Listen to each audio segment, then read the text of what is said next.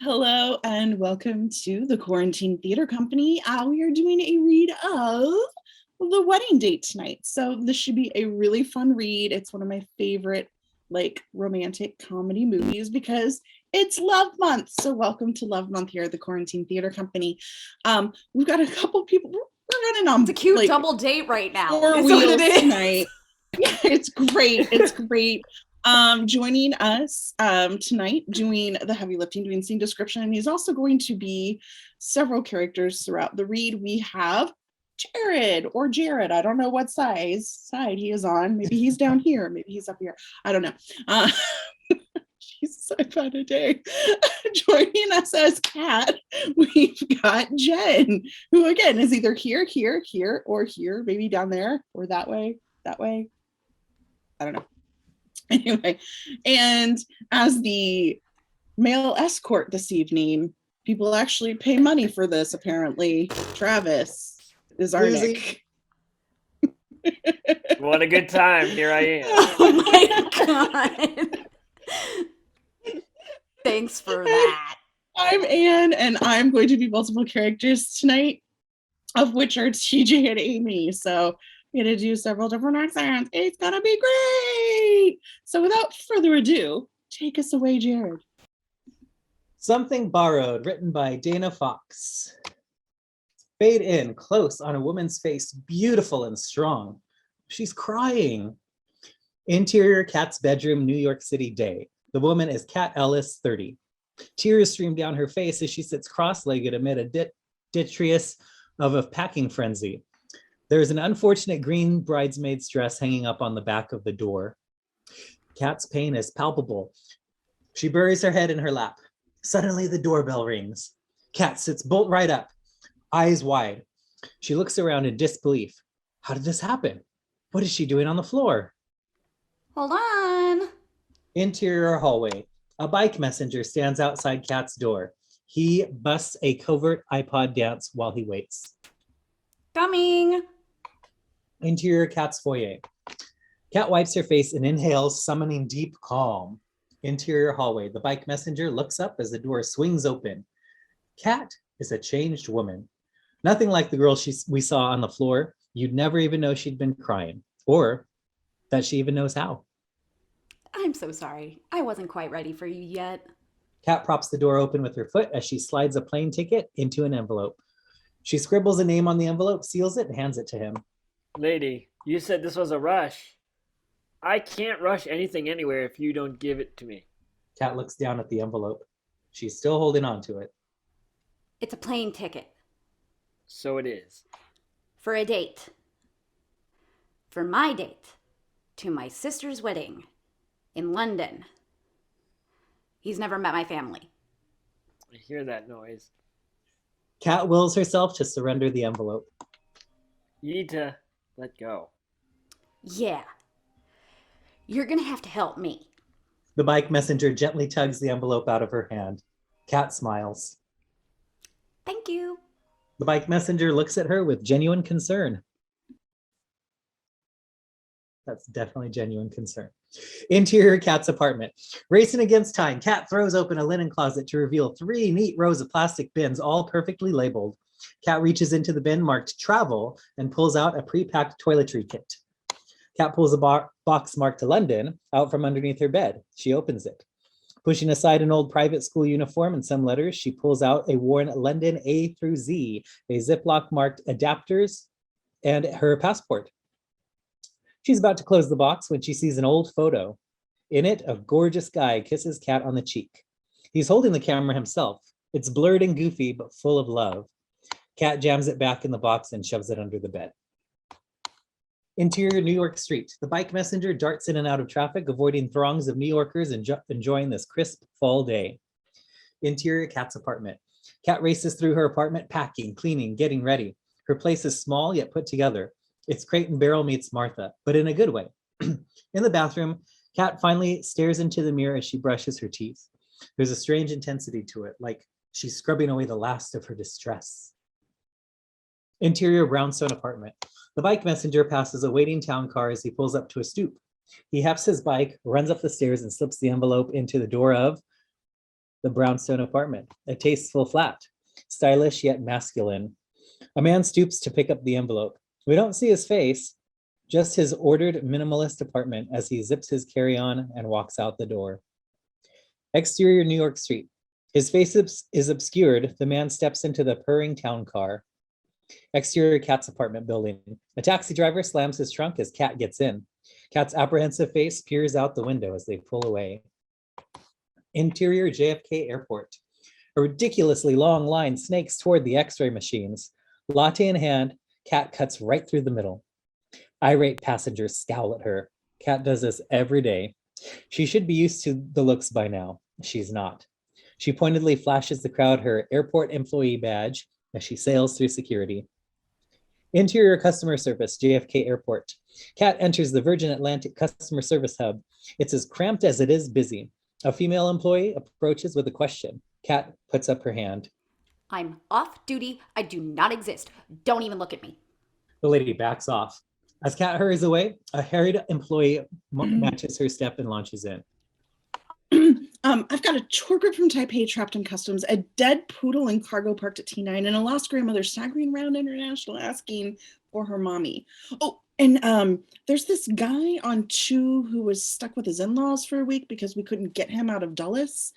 The in-laws aren't speaking to him anymore, and for some reason he's pissed. Kat's trying not to get sucked in. I would love to help you, sincerely, but my sister's getting married this weekend. I haven't seen my family in 2 years and my flight leaves in 15 minutes.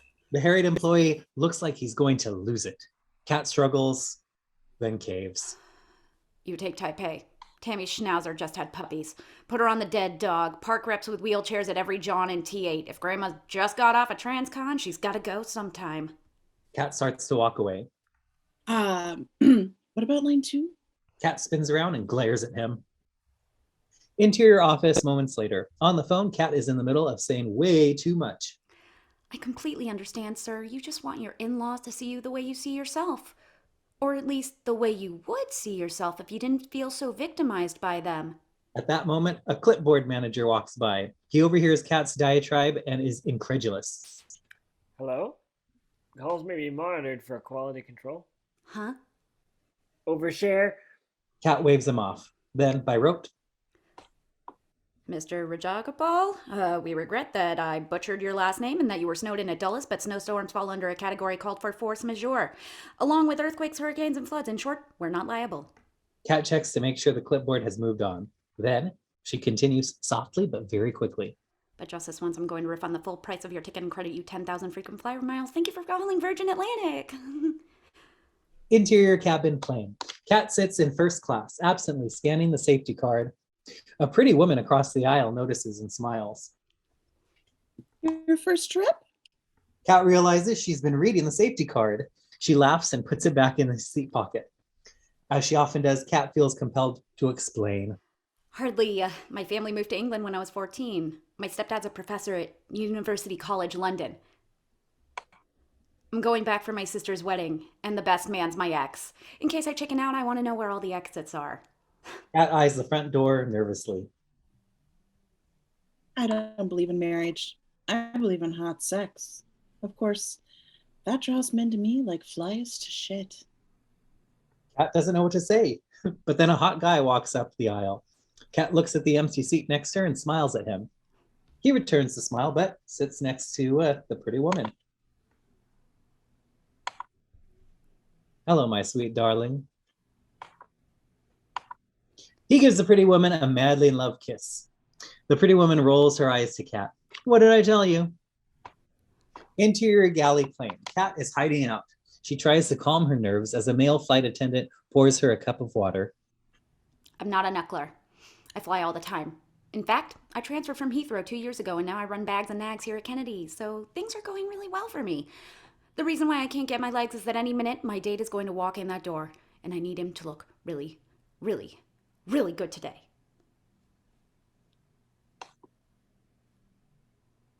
I wish I could feel my legs. I couldn't feel my legs. Kat peeks around the corner and spots the back of the mysterious man from the opening as he loads the overhead bin above Kat's seat. Kat gasps, ducking back. Oh no, he's here. The male flight attendant looks out at the man who leans against Kat's seat as he chats with a female flight attendant. Kat's in a panic. What do you think? Does he look hot? And is it the kind of hot that'll translate overseas? I resent your stereotyping of a man in my profession, but He checks the guy. darling, he'd be hot on Mars. I'd like to unwrap him like a Herod's gift basket. Kat smiles, relieved. Interior cabin plane. The mystery man is Nick Mercer, 32, commanding and classy, yet somehow totally genuine. He carries his 40s crooner good looks like he has no idea that men just aren't made that way anymore. Nick takes 2 glasses of champagne from the blushing female attendant. Thank you, Lisa. He turns around to take his seat and finds Kat standing there awkwardly. Hi. Hey. Kat? Nick kisses Kat warmly on the cheek and hands her a glass of champagne. Nick's totally at ease. This may as well be a candlelit bar. Let's sit. Kat awkwardly negotiates her drink as they take their seats. I'm glad you found it okay. The airport. The plane, I mean. Nick notices Kat's anxiety and tries to settle her. I really am sorry I couldn't leave earlier. I know you would have loved a few hours to settle in before the party. Kat melts a little. That's just what she was thinking. Work just must be crazy right now. Nick gives Kat a quizzical look. There's something going on here, though it's not clear what. Kat fills the space. I've got to warn you, you know those families where everyone's out of their minds, but at the end of the day, they're family, and so you love them just the same? Yeah, mine's not like that. The flight attendant appears with a small tray. Kat notices the woman's cheeks flush as she fumbles Nick's drink. Nick smiles warmly, but deftly ends the moment. He's like a famous person who has learned to manage his adoring fans with casual grace. I love my dad, but since he's my stepdad, he's technically not family. It's more like he's a hostage. Kat tries to find her seatbelt. It's under Nick. She reaches beneath him tentatively, then pulls back embarrassed. My seatbelt, it's, Nick pulls out the seatbelt and hands it to her. Kat buckles up, checks that it's a snug, and then checks again. Check! They sit in silence as the plane starts barreling down the runway. I'm nervous. As they pick up speed, Nick takes Kat's hand. She finds comfort in his touch. Her need to talk abates momentarily. She is safe. Kat closes her eyes as the plane levels off, then peeks over at Nick, who's calmly staring out the window. She closes her eyes again, this time for good. Exterior London, establishing day. Interior baggage claim Heathrow. Nick and Kat wait at the baggage claim. She looks at his tie, then down at her shoes. They're the exact same color. Please tell me you're not wearing that tonight. Her dress is indeed the exact same color as Nick's tie. It's no big deal, really. It's just it looks like a tailor cut off a yard of my dress and made your tie out of it. Nick doesn't get it.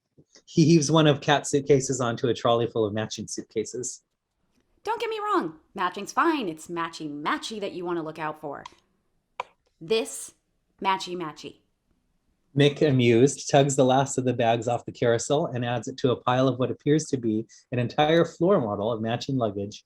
You think we look like we're trying too hard? Exactly.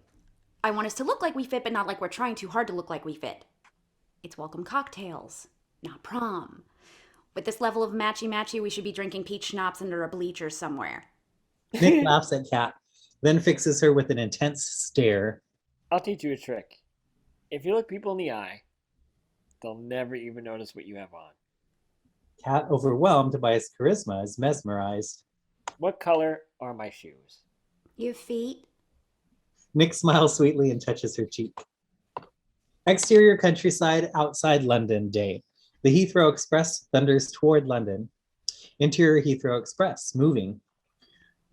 Nick stands by the by the water closet, flipping through Cosmo. He can do that without looking gay. He talks to Kat through the door. I understand how important this is to you, but you're a beautiful woman, and you've got everything in the world going for you. I couldn't care less what you have on.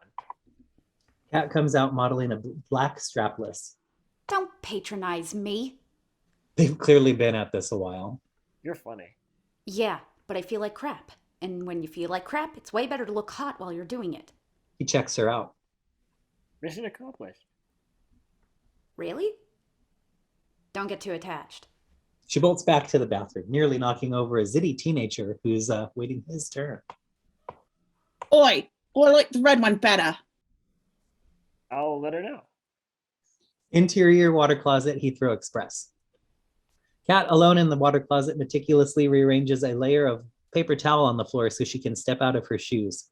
She expertly slides off the first dress while simultaneously pulling another one on. Not an inch of skin shows.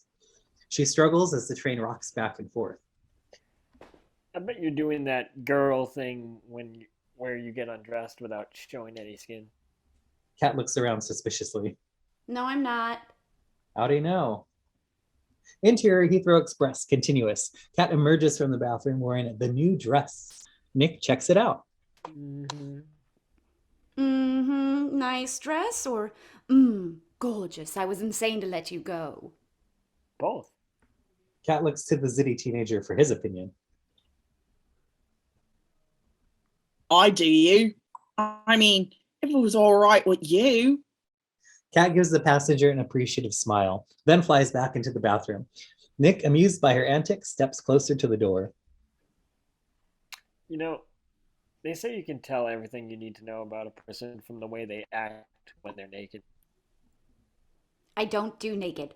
My sister? She does naked. Kat ducks back into the bathroom. Music up, naked montage. Interior water closet, Heathrow Express. Kat pulls her dress over her head. Cut to another woman pulling off her dress. Interior Amy's bathroom. The woman is Kat's sister, Amy Ellis, 28.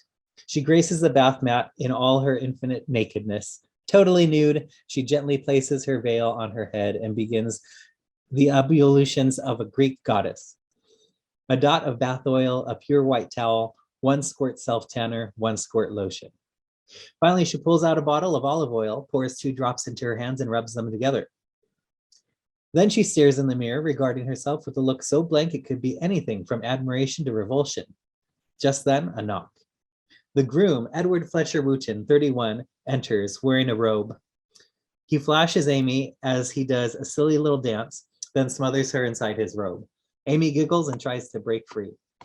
At first, she's laughing, but then she turns on a dime and shoves him off more forcefully than she meant to. She kisses him on the lips, trying to cover, and shoos him out the door. Interior Bunny's dressing room. The mother of the bride, Bunny Ellis, 60, drops her robe on the floor. She is about to put on a bra when she catches her reflection in a full-length mirror on the door. She is momentarily surprised by what she sees. She turns and faces her image. This is not the woman she is in her head. This is an old woman with uncooperative skin. With one swift movement, she slams the door. Interior Ellis House, St. John's Wood. The father of the bride, Victor Ellis, 65, wearing only a pair of socks, walks downstairs. He's completely comfortable in his nakedness and trots around as if he's fully clothed. He sings to himself. The words of the song are incomprehensible, but he sings with an unrestrained Sinatra sass. Victor enters the kitchen, opens the fridge, and starts scrounging. Inside the fridge door, Victor bends over and his bare butt sticks out. As he closes the fridge door, we cut to a shower door sliding open. Interior Jeffrey's flat. Inside, the best man, Jeffrey Johnson, 31, the guy from the snapshot under Kat's bed, glistens with a post-shower flush. Jeffrey towels off with a minuscule washcloth. Stepping out of the bathroom, Jeffrey notices an 18-year-old nymphette watching him through her kitchen window. He crosses to the window, but instead of closing the blinds, he opens them wider and jumps up onto a pull-up bar. The nymphette blushes and looks away. As he starts pumping and his manhood rises dangerously close to frame, we cut to exterior Lanesborough Hotel, establishing day. Upscale cars deliver upscale people to this stately hotel in central London. Interior lobby, Lanesborough Hotel. Nick pays the bellhop, who trolleys away their bags. He turns to find Kat. She's wearing the red dress. The zitty teenager was right. It's really hot. Kat starts doing a yoga breath of fire, trying to relax. Nick takes Kat's hand and pulls her close. You okay, hon? Kat nods, clearly not okay. Nick smooths a piece of hair behind her ear. There is a practiced intimacy to the way he touches her, and Kat is almost settled by it. I'm not sure I can do this.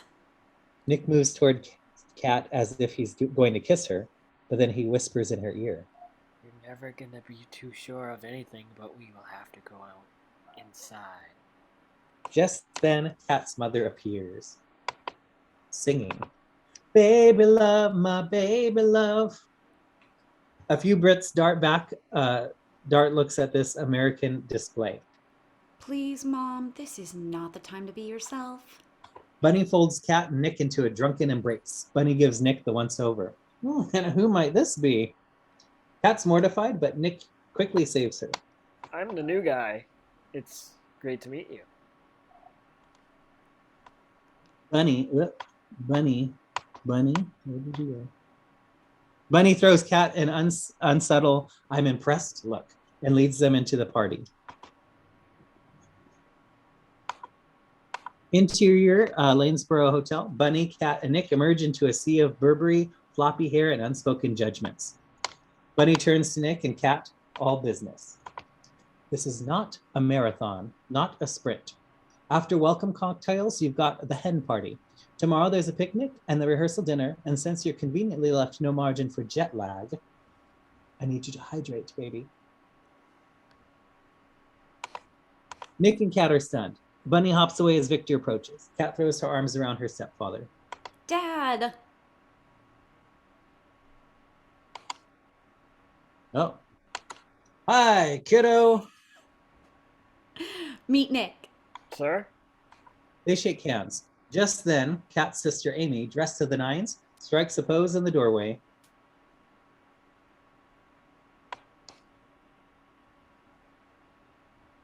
And says, I'm getting married. Ooh. as Kat and Amy squeal loudly and hug, Victor leans into Nick. "I find a good strong drink helps." Nick smiles, looks at Victor's glass. Can I get you a refill, sir? Victor hands Nick the glass. I'm guessing the club, 18 years old, neat with a water back. Is there any other way to take it? Nick heads toward the bar and Victor turns to Kat. "Where'd you find this guy?" Kat smiles appreciatively. The Yellow Pages. Victor laughs. Across the room, Bunny has found a microphone. She taps a knife on the side of the glass to get everyone's attention. "Welcome, friends and family." Then she taps the mic, which squeals. On Kat, panic-stricken. Sweet Jesus, who gave that woman an amp? On Bunny, drunk with happiness. "Victor and I would especially like to thank our out-of-town guests for coming to celebrate with us as we welcome Edward and the Fletcher Wootons into our family." The camera IDs Lydia and George Fletcher Wooten, 60s. George shifts uncomfortably. Lydia waves as though addressing a room full of her subjects. On Jeffrey, searching the crowd for someone. His eyes land on Kat. She doesn't see him. He stares at her meaningfully. "It's funny. We always thought we'd marry off Kat first. We came close once, but that crashed and burned." Nervous laughter from the crowd. Kat smiles through the pain. Jeffrey winces sympathetically, his mind working. He spots a piano nearby. "Still, we had reason to hope. She was always one of the more active girls at the American school, and that's saying a lot." Suddenly, a loud, lovely arpeggio from the piano. Bunny looks over, surprised. Then she smiles. Angle on Jeffrey, sitting at the piano, playing. Okay, I get the hint. Anyway, imagine our surprise when Ed moved in next door and fell in love with the girl next door, our Amy. Lucky for us, he had no idea it was unforgivable cliché. A toast to the bride and groom to be. Congratulations, babies. Everyone claps as Jeffrey plays the final flourish. Interior near water closet, Lanesboro Hotel later. Kat is sneaking towards the ladies' room when Jeffrey comes out of the men's room. Their eyes meet. Both stop dead. Neither can find words or even a smile. Kat pretends that seeing him isn't a gut punch, forces a silly grin. Thanks for, the piano. It was really I have to pee. Kat slithers past Jeffrey into the water closet. Interior water closet, Lanesboro Hotel. Kat wills her breath back. She turns on the water as if she were washing her hands. Then she confronts herself in the mirror and applies a coat of lipstick like she's putting on a suit of armor. Interior near the water closet, Lanesboro Hotel. Jeffrey, a dashing Brit, is not a man who likes to wait. But wait, he has. Kat emerges from the water closet as if she hadn't seen him before. Hi, Jeffrey. Hello. Hello, Kathmandu. As Jeffrey kisses her on the cheek, Kat's eyes close and she takes in his smell. It's like coming home. She doesn't want to do it, but something inside her stirs. You look, well, gorgeous. All he has to do is look her in the eyes, and her big plans fly out the window. Kat blushes. Seeing you again? Yeah? Just then, TJ, 30, Kat's cousin, appears, wrapping Kat in a hug. TJ's Deb of the Year perkiness is undercut by her longshoreman's tongue. Alice, we live 200 miles away from each other, but I have to fly all the way to London to see you. You haven't visited me once in DC. Where the hell have you been? I've gynecologists that call more often. You have more than one gynecologist? Sure. You gotta pin them against each other, otherwise they think you're easy. TJ turns on Jeffrey like she just realized he was there. Hey, asshole. Since you took my cousin brutally and without cause, you won't mind if I steal her away, would you? I have all kinds of interesting things to tell her. TJ darts Jeffrey a dirty look and drags Kat away. Interior Lanesboro Hotel continuous. Arms locked, Kat and TJ rejoin the party. You didn't have to do that. I wasn't saving you from him. I was saving you from yourself. You're too fucking nice. Don't worry, I'm so over him. By the way, do you know if he's seeing anyone? They spot Nick talking to Bunny, surrounded by octogenarians. He doesn't look the least bit lost. In fact, he's charming the dockers off him. Why waste 10 more seconds on Slimy Limey when Mr. Tie Me Up, Tie Me Down is waiting for you at the bar? Angle on Nick, listening patiently as Bunny pours her heart out. After Kate's father died, I married Victor. I was so desperate for my little girl to love him. It never occurred to me that she might love him more. Angle on Kat and TJ, still staring at Nick.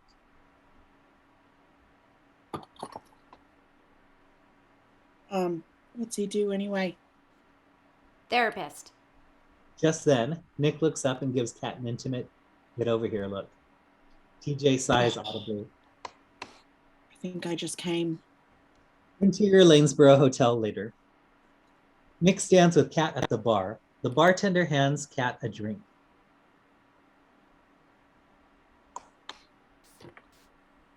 Can I have that? Kat looks over and sees Amy. She puts her drink on the bar, but Amy can't quite reach it from her stool. Amy makes an exaggerated reaching gesture and whimpers. Nick takes note as Kat slides the drink closer. Amy sips it through the straw without picking it up.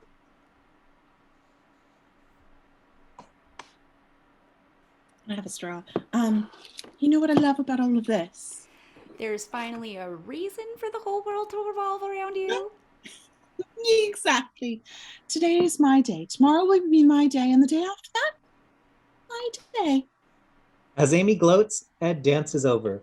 He's a refreshingly unaffected upper-class Brit.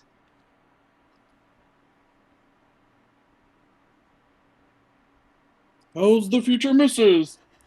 Amy kisses him on the lips. Perfect. Oh, Jenny. Except it's scotch. But I'm not taking your name, Buster. I'm a feminist. I need more icy. Mr. Husbandman, get me more icy. Oh, fuck, I forgot that's me. All right, then, kiss me. God, I'm a lucky sod. Ed lifts Amy off the stool and spins her around. He does an awkward dance move and steps on her toe. See what happens when you put off dance lessons 2 days before the wedding. Ed looks to Nick for support. Whoever heard of dance lessons for a wedding, honestly? Just about everyone. You are taking a piss. Ed looks to Kat, who shakes her head. We'll go with you guys tomorrow. I suck too. It'll be fun. Amy kisses Nick's cheek. I don't even know you, hunky dunky, but I love you already. Kat throws Amy a dark look. Dance lessons, right? Exterior balcony, Lanesboro Hotel. Escaping, Nick steps outside and bumps into Jeffrey, who teeters on the railings. Hey, Oh, hello. Jeffrey looks upset. Nick tries to break the ice. a wedding is a sacrament, a joyous celebration of love and commitment in utopia. In the real world, it's an excuse to drink excessively and say things you shouldn't say. Ah, a philosopher. Shrink, actually. Crikey. What? Nothing. No, tell me. You Yanks in your therapy. It's great. It's all a bit too touchy-feely for me. A beat as Jeffrey watches the party. He sees Kat and Amy at the bar and slowly turns to Nick. With difficulty, he begins to unburden himself to his new therapist. It's just, there's this girl I care for. God, I suppose I could have even say I love her. And the bug is, of course, she's here with someone else. Bollocks. Nick hides his surprise as Jeffrey raises his glass in a silent toast to his misery. Nick is just clinking glasses with him when Kat appears and slips her arm in his. Here you are. Jeffrey is horrified, stares at Nick aghast. Hey, Kat. Hey, yourself. I see you've met my ex. They all stand there awkwardly. Did I interrupt something? Jeffrey looks desperately at Nick. Nick hesitates, then covers. I was just telling Jeffrey how we met. Kat gives Nick a confused look. Nick smiles warmly. The next game, we both wanted the last hot dog. Oh, yeah. So we split it. You know, as in share. People do that. You hate sports. Kat squeezes Nick's arm adoringly. Not when Nick explains them. Jeffrey is desperate to get out of there. Right. I should be going. Good to meet you. Perhaps I'll see you at the stag party. My place? You know the address. Kat watches him rejoin the party. Well, he looks miserable. What were you talking about? Love. Kat and Nick walk back into the party. Interior Lanesboro Hotel. They walk arm in arm. After the confrontation with Jeffrey, Kat's excitement is almost manic. Jeffrey knows love like he knows macrame. He was pretty drunk, but I think he's still crazy about you. Of course he is. I'm here with my new man. I love it. Your magic's already working. Let the suffering begin.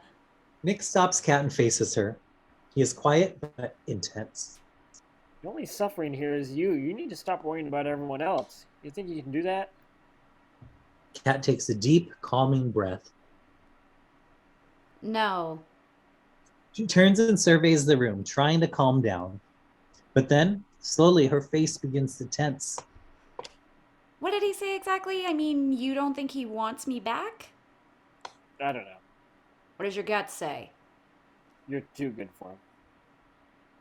Exterior St. John's Wood, later. Nick drives slowly down St. John's Wood, tree-lined Main Street. Nick looks out the window as they pass a corner market, a flower shop, pubs, restaurants. Exterior Ellis House, St. John's Wood. A charming period house and a row of identical houses. You'd never know where the Americans lived, but for a conspicuous boat trailer parked in the driveway. Victor and Bunny try to help Nick unload Kat's many bags from the taxi. He won't let them. As Nick lugs the bags up the driveway, he reads the name Jack Ship off the back of the dilapidated cabin cruiser. Interior hallway Ellis House. Nick struggles with Kat's many bags as Kat's parents escort them upstairs. Kat stops by her bedroom door, doesn't go in. Well, here we are. And there they stand, awkwardly, sandwiched into one small space. Thanks again for having me. Don't be silly. It's wonderful to finally meet you. Although technically, I had no idea you existed because when my daughter turned 12, she stopped talking to me, except when she needed money. So let me rephrase that. It was nice to discover you existed and then finally meet you at all at once. I love surprises. Okay, Bun, that's enough. Kat gives them a look, but doesn't open her bedroom door. Where's Nick sleeping? Why with you? My mother has a rule about men and women sharing the same, sleeping in the same room without a ring in the picture. She thinks it's a. Kat puts the fingers up to do air quotes, then suddenly realizes what her mother just said. Wait, what? I'm not as square as my daughter thinks. As Kat's parents walk away, Bunny flirtatiously sidles up to Victor and pulls him into their bedroom. She must have drowned her rules in the Chardonnay. With that, Kat closes the door. Interior Kat's room. The door clicks shut and the happy couple separates instantly. Kat to one side of the room, Nick to the other. Kat's childhood bedroom has an aggressively floral decor. Sorry about the creepy room. I went through a painfully earnest Laura Ashley phase. Kat takes a brown envelope out of her purse, opens it, and removes a stack of hundreds. She hands the pile of money to Nick. Count it. 6,000 even. Nick doesn't look at the money. He tucks it into his bag. I trust you. Kat almost lets go, but then No, count it anyway. Why? I'm compulsive and weird. Nick humors her, pulls out the stack of bills and counts it.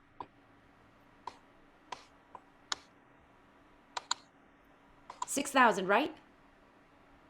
On the nose. I'll tell you what, because you're so cute, I'll take care of our incidentals. How does it feel to get that much money for just being you?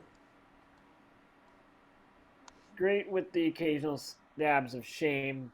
Now listen, this covers the weekend, but as we discussed, if you want to be intimate, we talk money before anything happens. That won't be an issue, believe me. I find the idea of sex for money to be morally repugnant.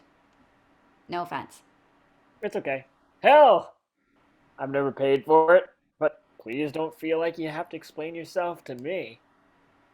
Kat walks over to an old dollhouse. Hell, I'm the city bike. Its rooms have been gutted, their many furnishings replaced with a teenager's cassette tape collection. Kat pulls out Guns N' Roses' Appetite for Destruction and opens it. There's no tape inside, just some nicotine patches. Nick watches as she opens one up and slaps it on. You quitting? I'm desperate to start, but I don't have an addictive personality except for approval. That I can't get enough of. Nick notices an 80s poster of two guys with guitars, all big hair and laser light shows. Who are they? Graham Russell and Russell Hitchcock. Nick thinks about those names for a second, then his face twists. Air Supply? Embarrassed, Kat hastily rips down the poster and stuffs it in the closet. My parents had a German exchange student a few years back. He must have left it here. Nick hides a smile as Kat ducks into the bathroom. Interior Kat's bathroom. Kat has left the door open and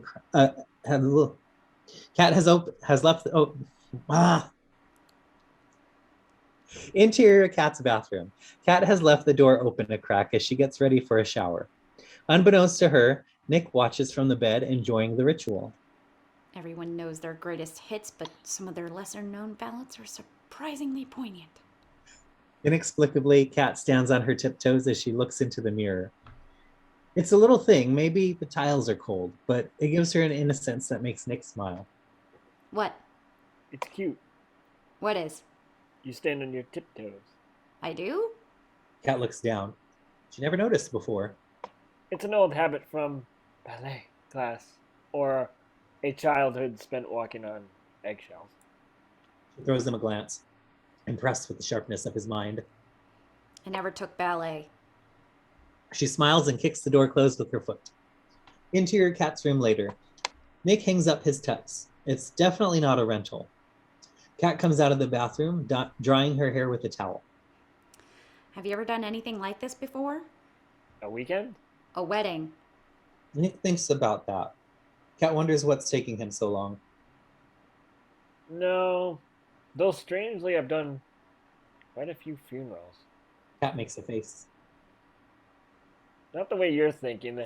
The women wanted me there for support. You can understand that. I think that's disgusting. Kat immediately backpedals. Oh, not you. You're not disgusting. You're lovely. It's just the idea that they'd bring an escort. I mean, a stranger who didn't. I mean, who never. I mean, someone's dead. That's right. Imagine facing it alone.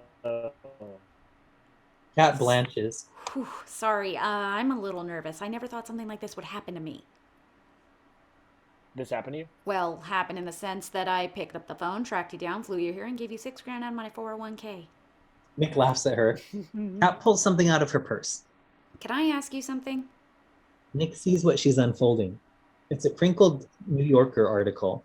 The artsy photo shows the face of a man blurred against the neon cityscape. The title? Desertion Assured. Diary of a Male Escort. How'd you know that was me? I have a friend at the magazine. Your friend guaranteed my anonymity? Anonymity. But Anonymity? if it makes you feel, if it makes you feel any better, to get your number, I had to cough up 2 round-trip tickets to Amsterdam and an entire case of mini Baileys. So, Nick shakes his head at her and pulls off his shirt. Kat instinctively looks away. You can look, it's part of the package. Kat can't tell if he's joking. She sneaks a look as Nick disappears into the shower. Wow. Kat looks down at the papers in her hand. She moves toward the bathroom, but at the last minute shies away. Would you grab my shampoo? shampoo! Got it! Kat grabs the shampoo and rushes into the bathroom. Interior Kat's bathroom. Without looking in the shower, Kat hands him the shampoo and hurries out way too quickly. Nick peeks out of the shower curtain. She's gone. He shakes his head and closes the curtain. Suddenly, Kat reappears. She stands by the door. There she is. The part where you were a sexual surrogate and then started to, freelance, is that really how it happened? Kat pretends to straighten things up as she moves closer to the shower. The real story is that my mother was a hippie and a stripper. She was insanely inappropriate with me. She used to wash her lingerie in my bath water while I was still in the bath. Oh no. Oh, yeah.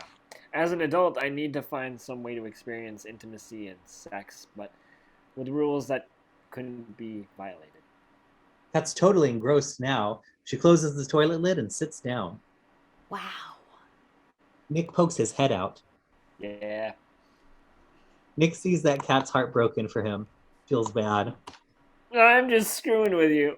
Kat throws a towel at him. You shit! I have a different story for every woman who asks. I look at her and figure out what she needs to hear to feel okay about being with me. And you thought I'd respond to the hippie stripper with no boundaries? Admit it. You were disturbed, but ultimately moved. Kat gives him a dirty look, then examines the article again. This part here, you say, and I quote, each woman has the exact love life she wants. That seems like a pretty broad generalization. Oh, whoa. Nick steps out of the shower. Kat, her eyes at the level of his manhood, covers her subtle jaw drop. Nick wraps a towel around his waist as Kat tries to pull it together. She looks down at the article, tapping it indignantly. Yeah. Do you honestly think that I want to be single and miserable? That I want to be obsessed with some asshole who led me on for years and then, out of the blue, shattered my heart? First of all, it's never out of the blue, and second of all... Nick levels his gaze at her. Mm-hmm. Yes. What? When you're ready to let go, to be unsingle and unmiserable, you will until then be... Nick shrugs and walks out of the room. Interior stairwell, Ellis house. Later, Nick and Kat walk downstairs ready for a night out. Kat's wearing an over-the-top sexy golf outfit, pleated miniskirt, tight white Oxford plaid vest. On the bottom step, Kat stops short. Is it always women? Nick looks at her like she's crazy. Are you asking me if I'm gay for pay? I guess so. What do you think? Nick confronts her. She takes him in. Got it. Interior sitting room, Ellis house. Victor reads a book as Bunny scratches hieroglyphics on a white board featuring an elaborate chart of information. Kat and Nick enter. See the chart. Mom's refining her strategy for D-Day. I'm sure General Eisenhower never had to master the finer points of seating chart and centerpieces. Oh, and tomorrow afternoon you are carpooling to the country with the Fletcher Routins. Sir, yes, sir. She turns on her heel like a soldier, walks to Victor, and holds out her hand. Make sure you show Nick Regent's Park. It's romantic at night.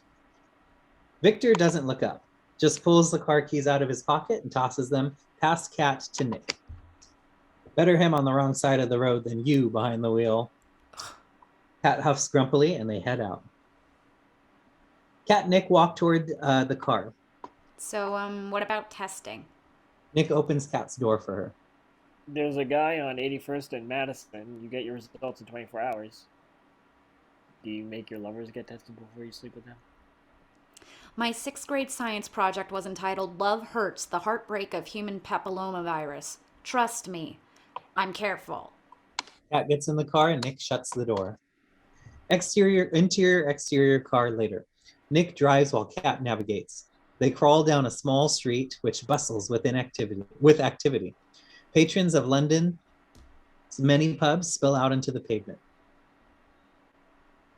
I love that you're asking questions, but do you really want to get into all this? This is awkward for me. Talking about it makes me feel better. Nick looks over at Kat, who gets quiet. She picks at nothing on her skirt. The tick, tick, tick of the indicator fills the silence as Nick changes lanes. Hey, Kat looks at him. don't stop asking questions, okay? Okay. Kat smiles, but stays quiet. Then, Do you pay taxes? exterior quiet side street continues. Nick holds the door open for Kat as she gets out. I swear I don't have a signature. Oh, come on. You're like the Yoda of escorts. Getting you on the phone was harder than getting into college. Nick turns off the car, gets out, walks around, and opens the door for Kat. She gets out and stands by the door. I don't have gimmicks or play games. It's way more elaborate. Nick rubs two fingers together. He can't think of the word. Subtle. I disappear. It's not about me. It's about you. Nick is standing very, very close to Kat now. She didn't even see him move, but there he is. It's hard to explain. Show me. Nick shakes his head. Come on. I've got this bad taste in my mouth. What is it? I think it's the words morally repugnant. Kat tugs urgently on his waist. Show me. Nick doesn't say anything for a moment. Then he pushes her up against the car. It's a gentle movement, but firm. Kat breathes in sharply from the power of it. Close your eyes. Kat's hesitant. She looks around the empty parking lot, but Nick takes her cheek and guides her eyes to his. Close your eyes. She does.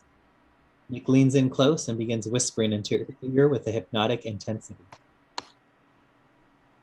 I'm going to kiss you. You can relax. You're safe.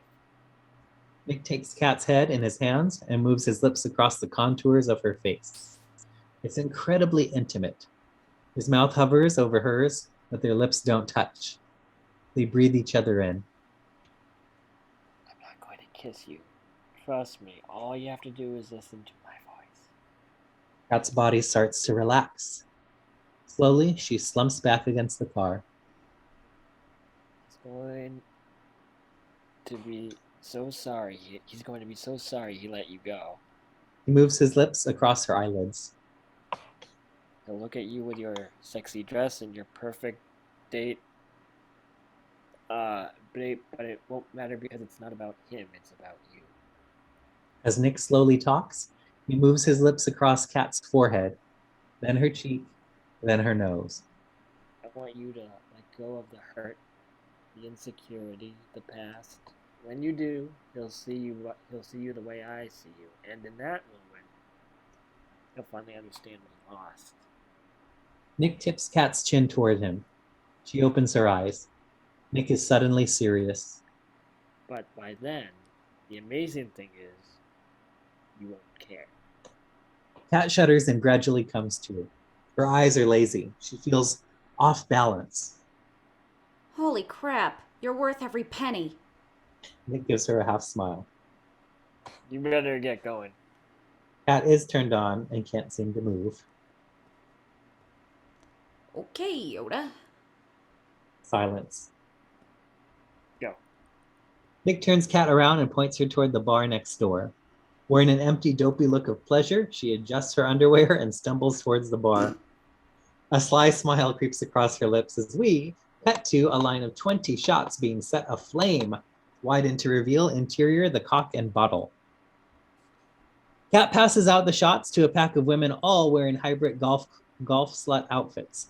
Ass-tight polo shirts and plaid capri pants abound. It's society girls gone wild. You ladies, listen up. The bride has made the foolhardy and perhaps fatal request that we play pub golf tonight. Behold, hole number 1.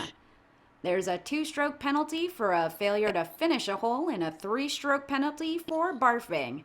You'll 4 before you barf, and it's only 2 strokes. The girls are scared shitless. We've got 8 more holes waiting at 8 more bars, so in the name of all things sacred, pace yourselves. To Amy! Amy loves the attention. Me. Cheering, the girls blow out their shots and do their best to down them in one go.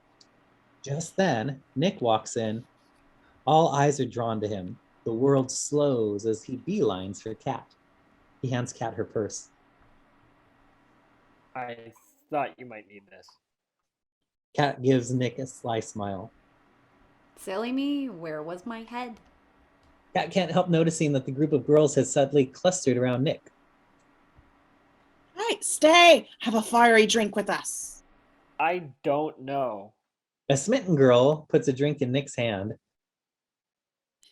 Stay. Nick looks to Cat. She smiles. Amy furrows her brow theatrically. Unfortunately, no one sees her. Interior the cock and bottle later.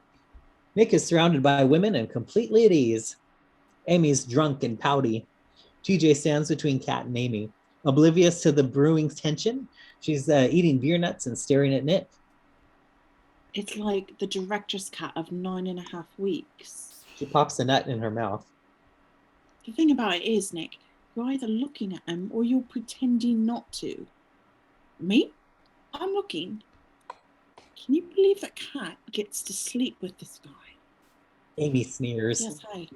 TJ turns back to Cat. Honestly, you should sink on a bottle of wine or a muffin basket. TJ Ow. clinks glasses with Cat. Cat appreciates the attention. Amy appreciates it less. She suddenly whirls. Why is he still here? This snaps Cat out of her reverie. She scurries into problem-solving mode. Sorry, you're right. Girls only. Cat turns and throws Nick a look. Nick, ever sensitive to nuances, easily catches the hint and puts on his coat to go. Ladies, thank you for granting me this rare glimpse into a timeless female ritual. To the husbands who won you, the losers who lost you, and to the lucky bastards who have yet to meet you.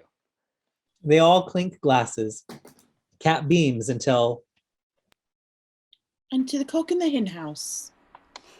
Nick kisses Cat on the cheek and smoothly departs. They all watch him walk out. TJ is still watching the door as if Nick's essence has lingered. Can't believe you met him first. It's so depressing. Somebody buy my hoo-ha drink. Cat raises her drink to TJ's nether region. To TJ's lady business and to Amy.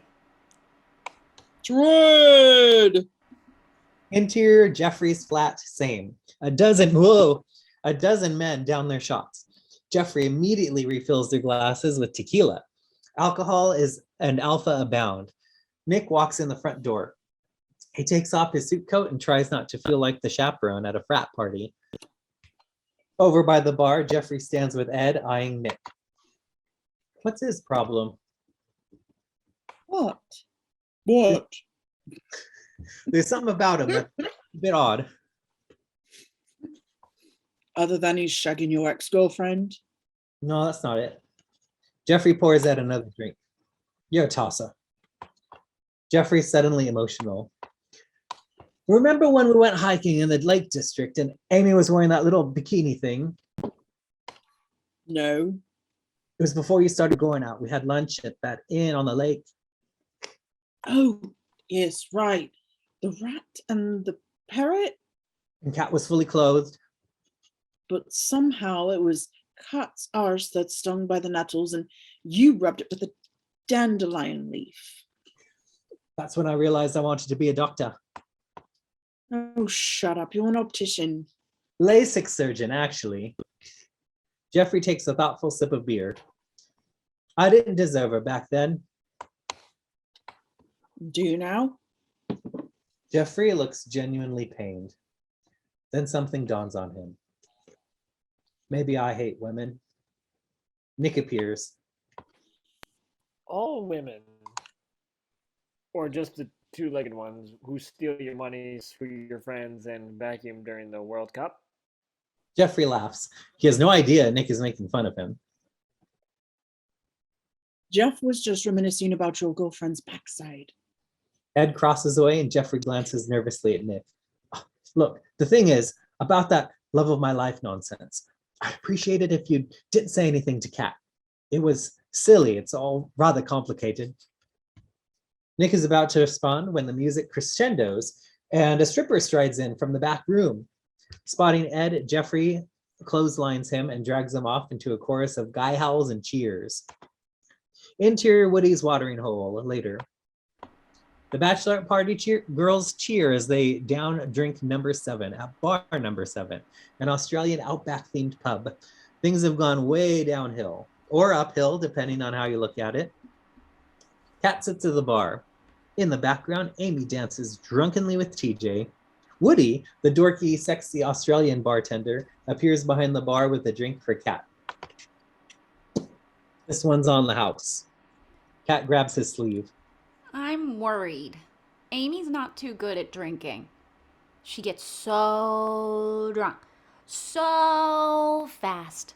Does free alcohol get you less drunk or more drunker? Is it drunker or drunkerer? Just drunk enough. Woody dumps out free drink and exchanges it with a bottle of water. If you switch now, you might be able to stand up for the ceremony. Kat looks at him for the first time and realizes she knows him. Woody? Woody just smiles. Not yet. But it's getting there! Kat clumsily lunges across the bar to hug him, knocking over a bottle of beer, which Woody deftly catches. I thought you were living in San Francisco. Or was it Nepal? Close. Sydney. Turns out I missed the rain. They take each other in. Her smile is bleary. You look so much better. Woody's trying not to feel shy around Kat. Is this what you're doing? Bartending? Not that it's not great. I mean, it's just you used to have dreams and plans and... Woody proudly points to Kat's cocktail napkin. It says, Woody's watering hole. Wow! Good for you! Woody's weighing something. He decides to say it. I've always wondered what happened with us. I haven't thought about it in years. Just then, Amy comes up behind Kat. Can't tell you she dumped you because of your funky breath. Did Amy tells you she keeps her homecoming tiara by her bed? The Kat's annoyed. He laughs. She's drunk. Than me. But I didn't really dump you. Did I? Hard. Ooh. Woody smiles sweetly.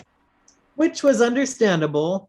You were one of the hottest girls at the American school, but I sort of thought you'd be nicer. At least tell me why. Because we were friends first. Kat's on the spot, embarrassed. Amy's drunk dancing and mumbling to herself. And we all know Kat was the hottest expat in school because she was voted the best eyes and the brightest smile and most likely to age well. Wait, that was me. Never mind. Kat can't take it. Christ, Amy. I Oh, shut up and be happy. It's always this or that. You're never happy. You frowny face, Grumpelstiltskin. Drunk isn't the same thing as happy, Amy. They both know they're serious, but Amy pouts and throws her arms around Kat. Oh, my half sister, but I whole love you. Kat's furious, but she forces a smile. Why don't you get my half sister her 7th hole? Bacardi 151? Woody disappears just as Amy teeters and catches herself on the bar. Are you okay? Amy's drunkenness turns. Tears well up in her eyes. I don't think I can do this. Pub golf? The wedding. I'm so bad. I don't think I should be allowed to get married. Kat is blindsided. What are you talking about? Then, as quickly as she went into the darkness, Amy pops out. She yells over to TJ. TJ, Virginia Slim! TJ comes dancing up, hands Amy a cigarette and a lighter. The crowd watches as Amy puts the cigarette in her lips, pours the shot into TJ's open mouth, and lights it on fire with her lighter. Then she leans over and lights her cigarette on the flames coming out of TJ's mouth. The bar erupts in cheers, but Kat is left worried, troubled by Amy's confession. A beat. Then she downs her shot. Exterior Ed's house later. The cheers echo in the night as Nick helps Ed walk towards his house. Ed navigates the pavement like it's made of water. They reach the front door. You're okay. You got it. Ed wobbles, then stands up by himself. Nick unlocks the door. Just because some slag's been paid for doesn't mean you've got to, you know. It's been my experience that the people who hire a prostitute need a prostitute. You did the right thing. Ed blinks at Nick. I think I love you, mate. How do you know so much about so much? I'm a hooker. Ed bursts out laughing, pats him on the back, and walks into his house. Exterior, interior London Street driving. The Bachelorette girls ride home in the pub Prowler. It's a senior citizens med van that's been pimped out with a full bar and an all shag all the time interior. The girls are drunk and rowdy. Kat climbs up behind the driver and taps her on the shoulder. Can you pull over at the next 7 ATMs? The driver gives Kat a dubious look, then pulls up to a bank. ATM montage. Exterior street, various. Kat jumps out of the pub Prowler and clumsily slots her ATM card into the machine. Kat checks her lipstick in the mirrored security camera of a different ATM machine, then flips through a stack of credit cards. She pulls out a different card and slips it in. ECU on screen, maximum withdrawal 200 pounds. Kat's at another ATM. In the Prowler, a couple of girls heckle passersby as Kat rifles through her cards, desperate for some unmaxed plastic. The Prowler drops off a couple more girls. Kat walks back from an ATM and gets in. Exterior TJ's hotel night. Kat and Amy wave at TJ as she trips out of the Prowler and stumbles toward her hotel. TJ waves back with a bright, happy smile. That was a top night. Top night. She whips around and throws up in a topiary. In the Prowler, Amy and Kat wince. TJ whips back up. I win. She waves at Kat and Amy and trots past the stoic doorman who holds the door open for her. Exterior Ellis house. Kat and Amy stand in the driveway. They watch as the Prowler pulls away. Amy is about to head next door when she turns to Kat. It was a great party, thank you. Amy reaches out to hug Kat. Kat wasn't expecting the hug and it's awkward. Amy senses it and pulls away. Do you want to come in for a minute? We could talk about... When I freaked out at the pub. Oh, it was nothing, just nerves. Don't worry about it. But I do. I will. You're my sister. With a post-Bacardi 151 suddenness, Amy's face contorts with shame. She recoils, an angry tear running down her face. God, Kat, please.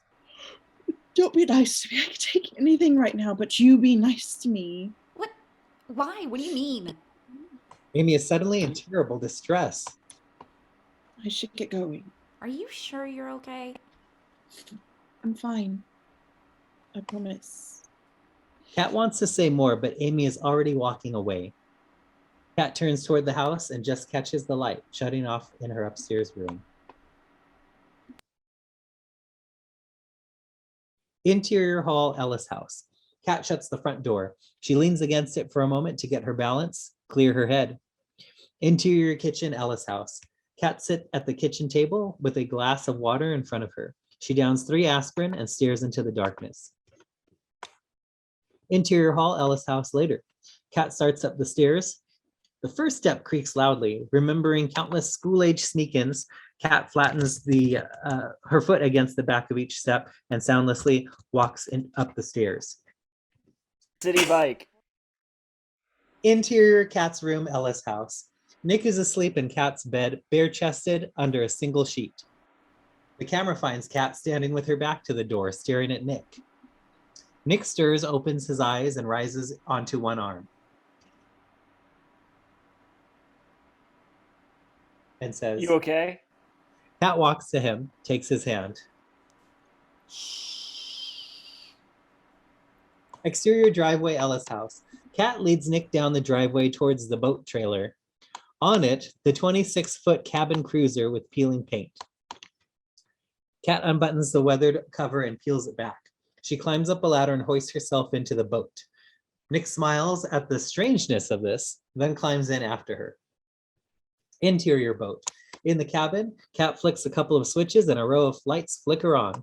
She flicks another switch and a piercing sea horn blares the William Tell overture. She scrambles to turn it off and checks the house for activity.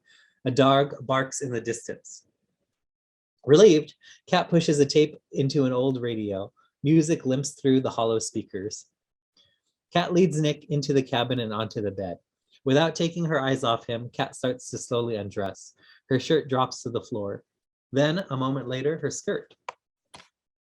Kat breathes deeply, then reaches behind her back and flicks open her bra. We watch Kat's face as she lets it fall to the floor. Kat is indeed a woman who doesn't do naked. This is killing her. On the bed, Nick doesn't say anything, just watches.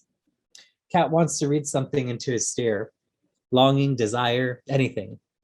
But he's utterly inscrutable. It's both unnerving and extremely sexy. Kat steels herself and removes her underwear. She loses her nerve momentarily and pulls them up again. Finally, she slips them off and tries not to laugh as she scurries onto the bed.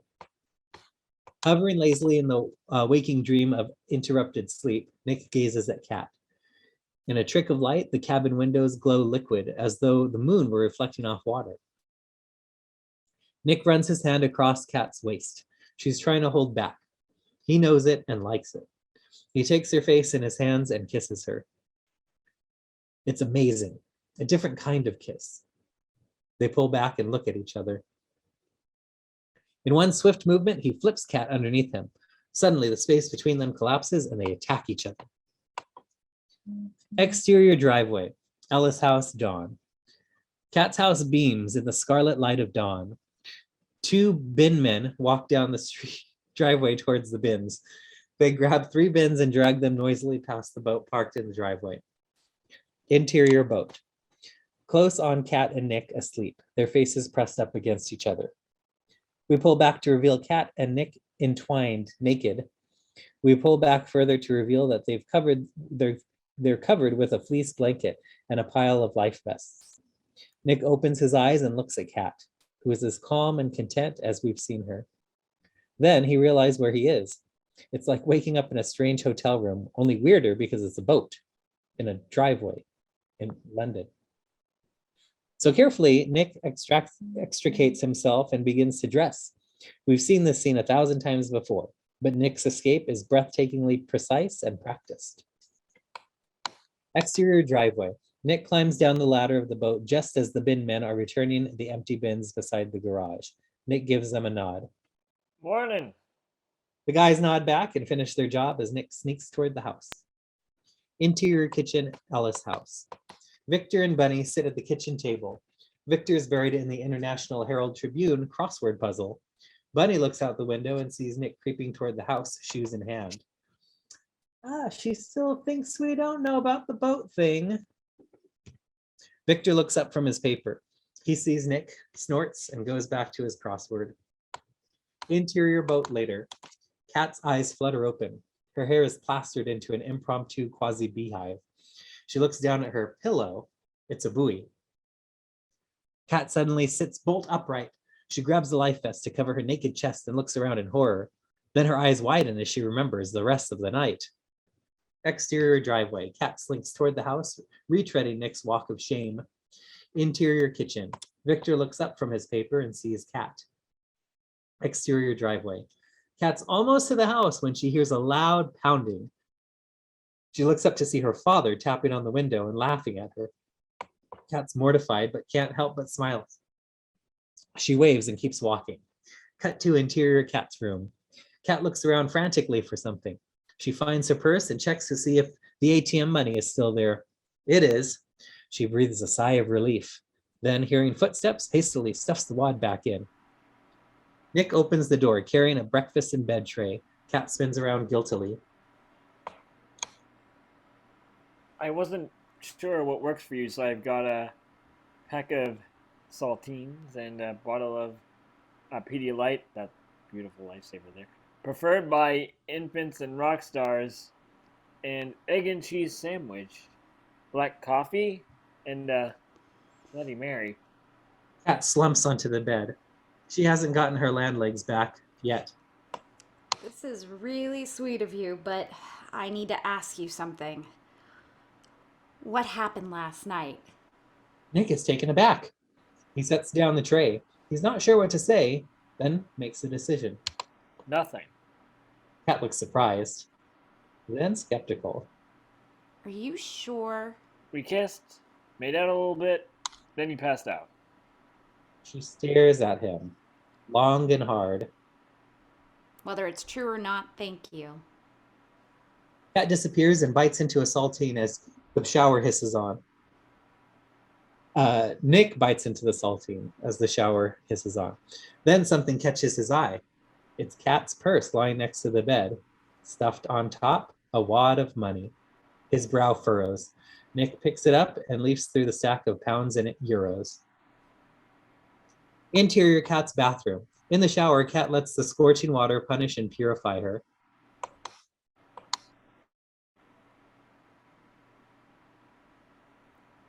Nick's voice off screen. What's this? Damn it, Travis! You promised! I just said, what's this? Startled, head out of the shower curtain and sees Nick holding the pile of money.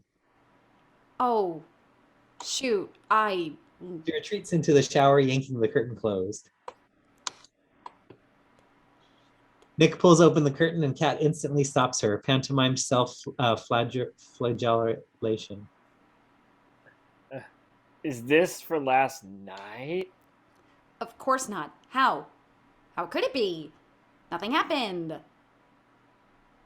If I was going to charge you, I would have told you beforehand. I thought I explained that. Naked in front of Nick, Kat is trying not to flinch. I didn't want you to think I was expecting anything to be free or that I was expecting something at all. Well, clearly I was expecting something or I wouldn't have stopped at all those ATMs on the way home. By the way, would it have been enough? I mean, if something had happened, which it didn't. Kat wants to slip down the drain pipe. Nick looks at her, considers his words carefully. Don't they have a limit at those machines? Not if you take an advance on your credit card. Now Nick has to really try to stifle a laugh. Nick puts the money on the sink. He goes to leave, then turns back. You're 300 short. With that, he walks out. In the shower, Kat gently bangs her head against the tile. She looks down and notices something. I wasn't short on the other side. Shut up. Stupid. My Brazilian wax looks like Brazil. Awesome. Interior kitchen, Alice house. Nick and Victor are eating breakfast, the newspaper spread out between them. Victor is still working on the crossword puzzle. What's a four-letter word for daughter defiler? Oh, Nick. Before Nick can react, you're a boating man, son? Victor's expression is inscrutable. Nick weighs his options and then, Boating, I am now, sir. well, at least somebody's using the damn thing. I was gonna fix her up, but we took one trip to the kids, and the kids fought so much we never launched her again. Just then, Kat walks in with an air of feigned nonchalance. That's not true. We checked for leaks a few years back. Good morning. Ahoy! Kat throws him a look. He chuckles. As Nick gets up to get himself some orange juice, Kat corners him behind the refrigerator. So you're telling me if something had happened last night, it would have cost me $1,400? That's a down payment on a Ford Focus.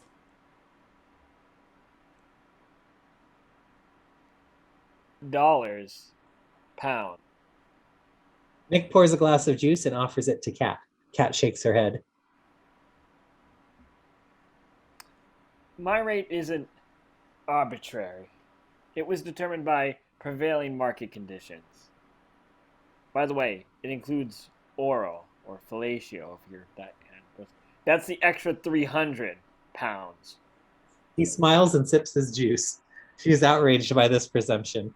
And what if I didn't want you to do that to me? No, the 300 is for you doing it to me. What?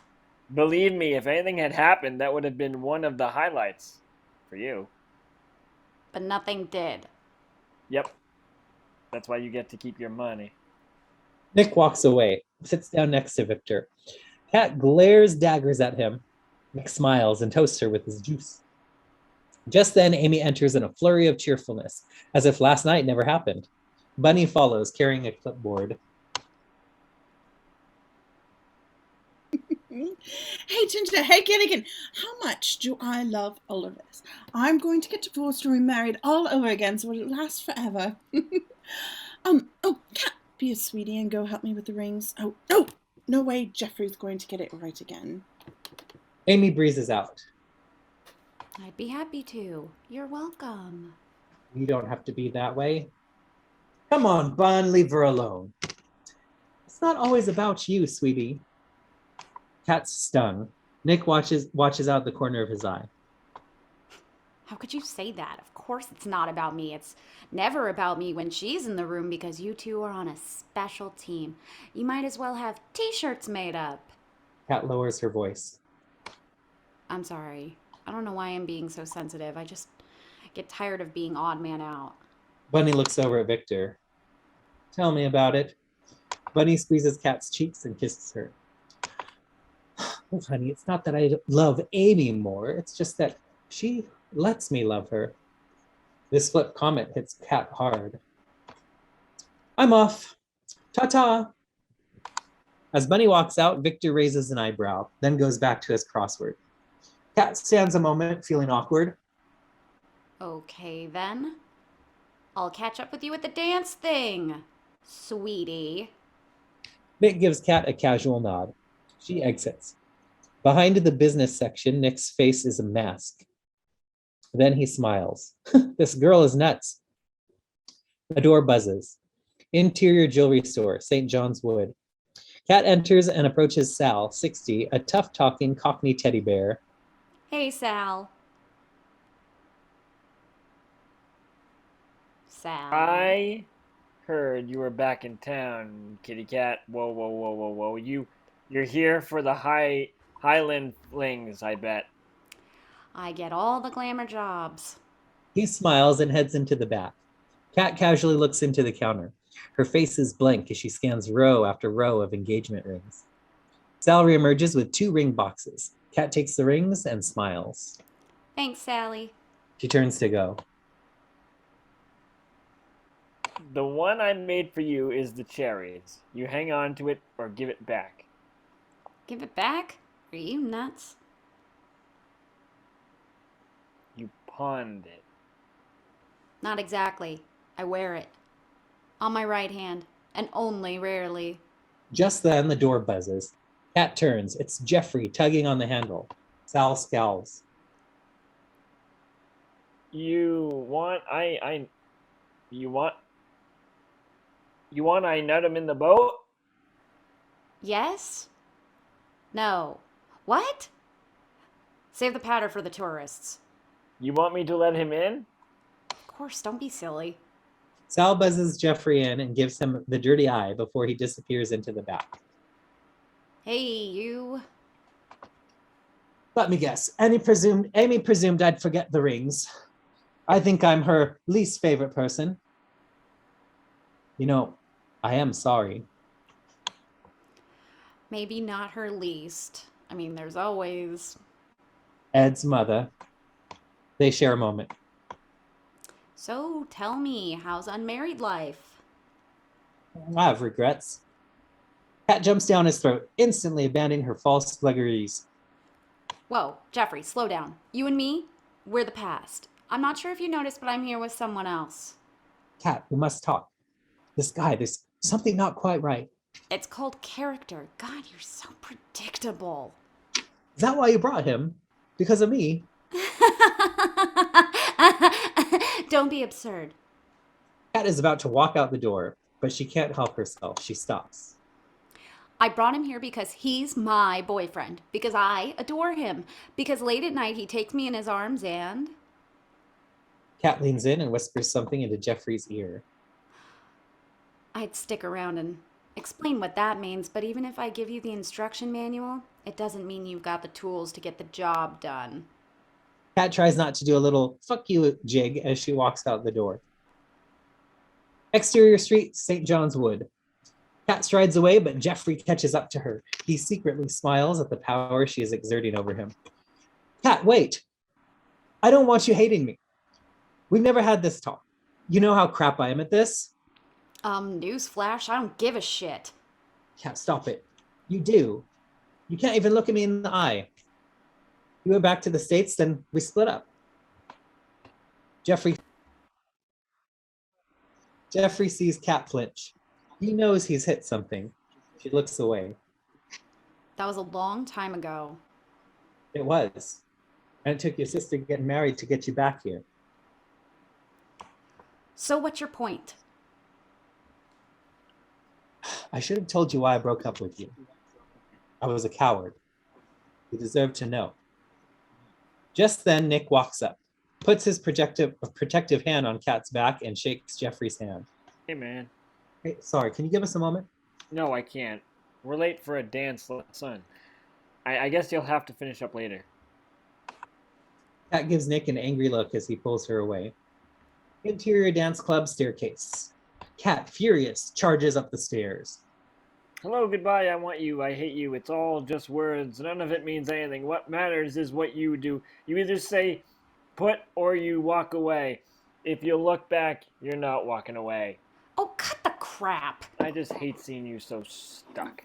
He was about to unstick me. Tsk. I paid you to get closure. You paid me for a lot of reasons. Closure wasn't one of them. Kat is infuriated. She huffs and pushes open the door. Interior step ball change dance club. Nick and Kat burst in late. Glistening hardwood floors, mirrored walls. Eyes closed and hands clasped, Amy and Ed stand in a circle with Sonia, late 50s, the melodramatic dance teacher. Kat and Nick join the circle. Sorry. Sonia barely tolerates the interruption, closes her eyes and breathes deeply. The wedding dance is, sans doubt, the most important dance moment in a person's life. Ed cracks open his eyes to see if anyone else thinks this is a crock of shit. Nick catches Ed's eye. Amy darts Ed a pay attention look. A room full of friends, family, enemies, watching, smiling, betting on how long the marriage will last. All you'll have is each other and whatever skills you acquire today. Kat's grip on Nick's hand tightens. Ed cracks open his eyes again. This time, he looks unnerved. There are people who will tell you that the wedding dance is symbolic of a couple's compatibility, of a rapport that cannot be faked. that an unskilled man on the dance floor is a man who lacks grace in bed. Those people are right. Sonia claps 3 times. Eyes open and pair off. They all open their eyes wide. Interior Step Ball Change Dance Club moments later. Ed and Amy dance awkwardly to a standard as Sonia gives them instructions. Angle on Kat and Nick, dancing sedately, if awkwardly. There is still tension between them. Kat, contrite, dares a glance into his eyes. I'm sorry I was such a bitch. I really appreciate your doing this. And yes, it is to sway. Nick, I really do appreciate you doing this. I know don't you do, appreciate and you it's my missing the job. line. Yeah, well, it's Thanks. still my job, so. Kat thanks. gazes deep into his eyes, a long look. The longest she's been able to sustain since the boat. She can't read him. She knows you better than anyone. You know her better than, and she knows herself. Where does that feeling live? I don't care if it's in your heart, your head, or your crotch. Find that place and dance from it. You know what pisses me off? I've been spilling my guts all weekend, but I don't know anything about you. Not one thing. Nick looks down at her, considering. Allergic to fabric softener. I majored in comparative literature at Brown, and I think I'd miss you even if we had never met. Kat blinks, the power of his words hitting her hard. They dance a moment in silence. Now will you tell me how you became an escort? Nick smiles enigmatically. Then, without warning, Nick spins Kat around, then reels her in tight. In a hyper-romantic cinematic flourish, the floor swells and the walls disappear. The music sharpens, as if it's no longer coming from an old record player, but from a classic MGM soundtrack. Nick and Kat are weightless as they glide across the floor. Their eyes stay locked on each other as though it were this connection and not gravity that keeps them on Earth. Kat and Nick seem to slow down, but the world stays at normal speed. On Sonia, astonished, she stops and watches. On Amy and Ed, as they notice what's going on, they stop dancing and stare too, slack-jawed as Nick and Kat float past, completely wrapped up in each other. Nick and Kat are incredible together. The music crescendos as Nick gracefully spins Kat to a perfect stop. So you can't dance, eh? Bloody liar. Nick and Kat crash back to Earth. They stop dancing. The walls close in and the music sucks back into the speakers.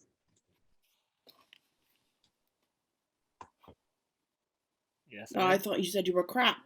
I had to say something to get you here. Fair enough, but I'm stepping on toes here, and you're waltzing around like. Fred Astaire, what's her face? It's not me, I swear, it's her. She's magic. Kat blushes. Sonia claps her hands happily. And switch partner. Awesome. Exterior Step Ball Change Dance Club later. Nick, Kat, Amy, and Ed walk out of the studio. Ed skips down and steps into the street. Then he realizes what he's doing and abruptly stops. You better get going. My parents will be around to cart you off the country.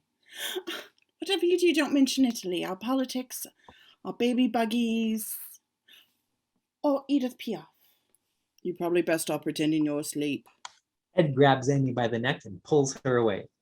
Amy laughs, but Kat catches a look on her sister's face. It's not quite nervousness. It's something closer to panic. Amy waves her over her shoulder as they walk away. Cut to a boat sailing across frame, wider to reveal exterior Kat's house, St. John's Wood. Victor tows the boat with an annoyed bunny in the passenger seat. As they pull out of the driveway, they wave to Nick, who sits on a stone wall in front of the house. Nick talks on his cell phone. Kat's bags piled high next to him as pigeons walk and flap around him. Kat appears carrying 2 bottles of water. When Nick sees Kat, he hangs up too quickly. Kat pretends not to notice. She eyes the pigeons suspiciously. Pigeons creep me out. They're like dirty doves. plotting something. Nick playfully pulls Cat down next to him. Spooked by the increasing number of pigeons, Cat inches away from them and closer to Nick. Cat frowns, suddenly pensive. How do you have real relationships? You know, ones you don't get paid for? Nick isn't sure he wants to get into this. You have had girlfriends. Sure, but it's never easy. They say they're okay with it, and they are for a while. Then one day they're not. They sit in silence. It's not awkward, it's nice.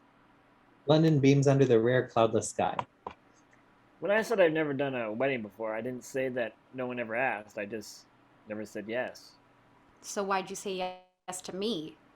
There was something in your voice on the phone that day. Desperation? Nick doesn't acknowledge her joke. Cat sneaks a look at him. I think it was hope. Cat hides a smile as her leg touches his. They are both keenly aware of the contact.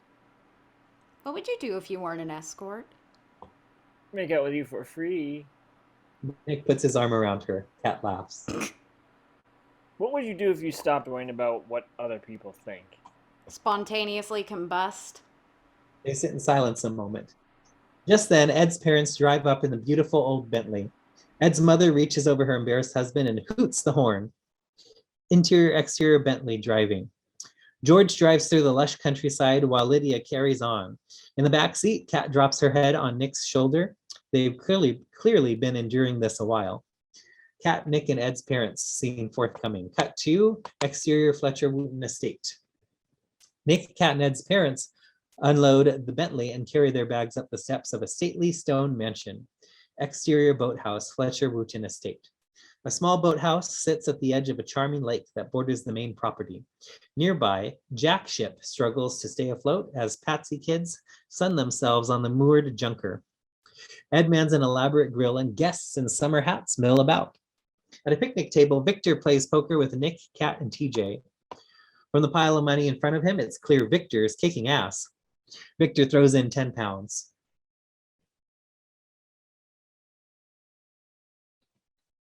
Bloody fucking hell, it's my line. You know, I might just call you.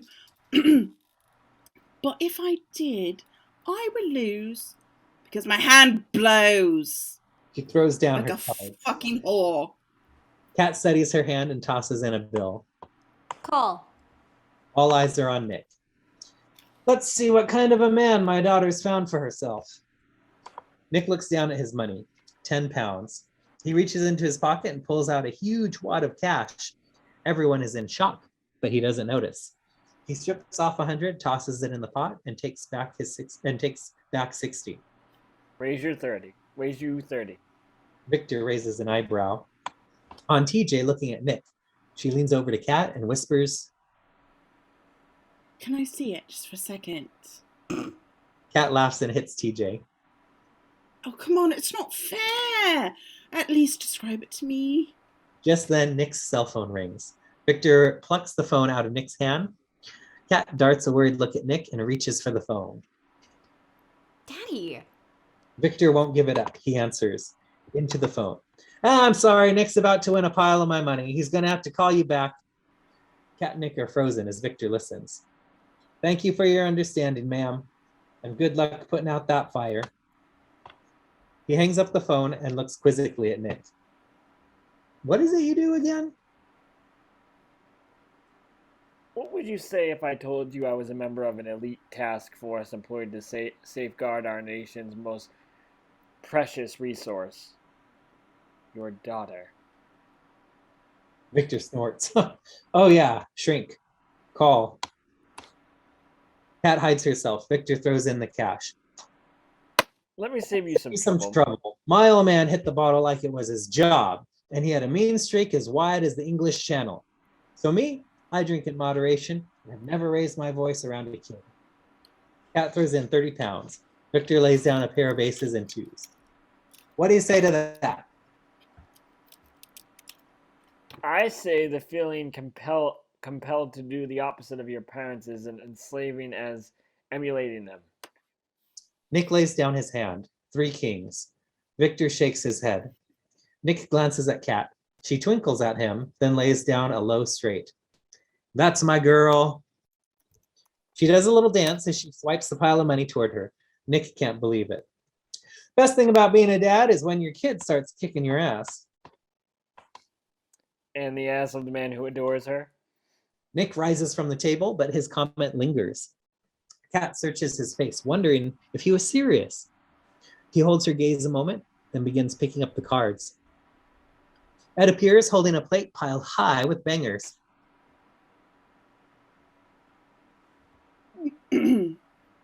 Oh, I'm still on camera. I thought I was off.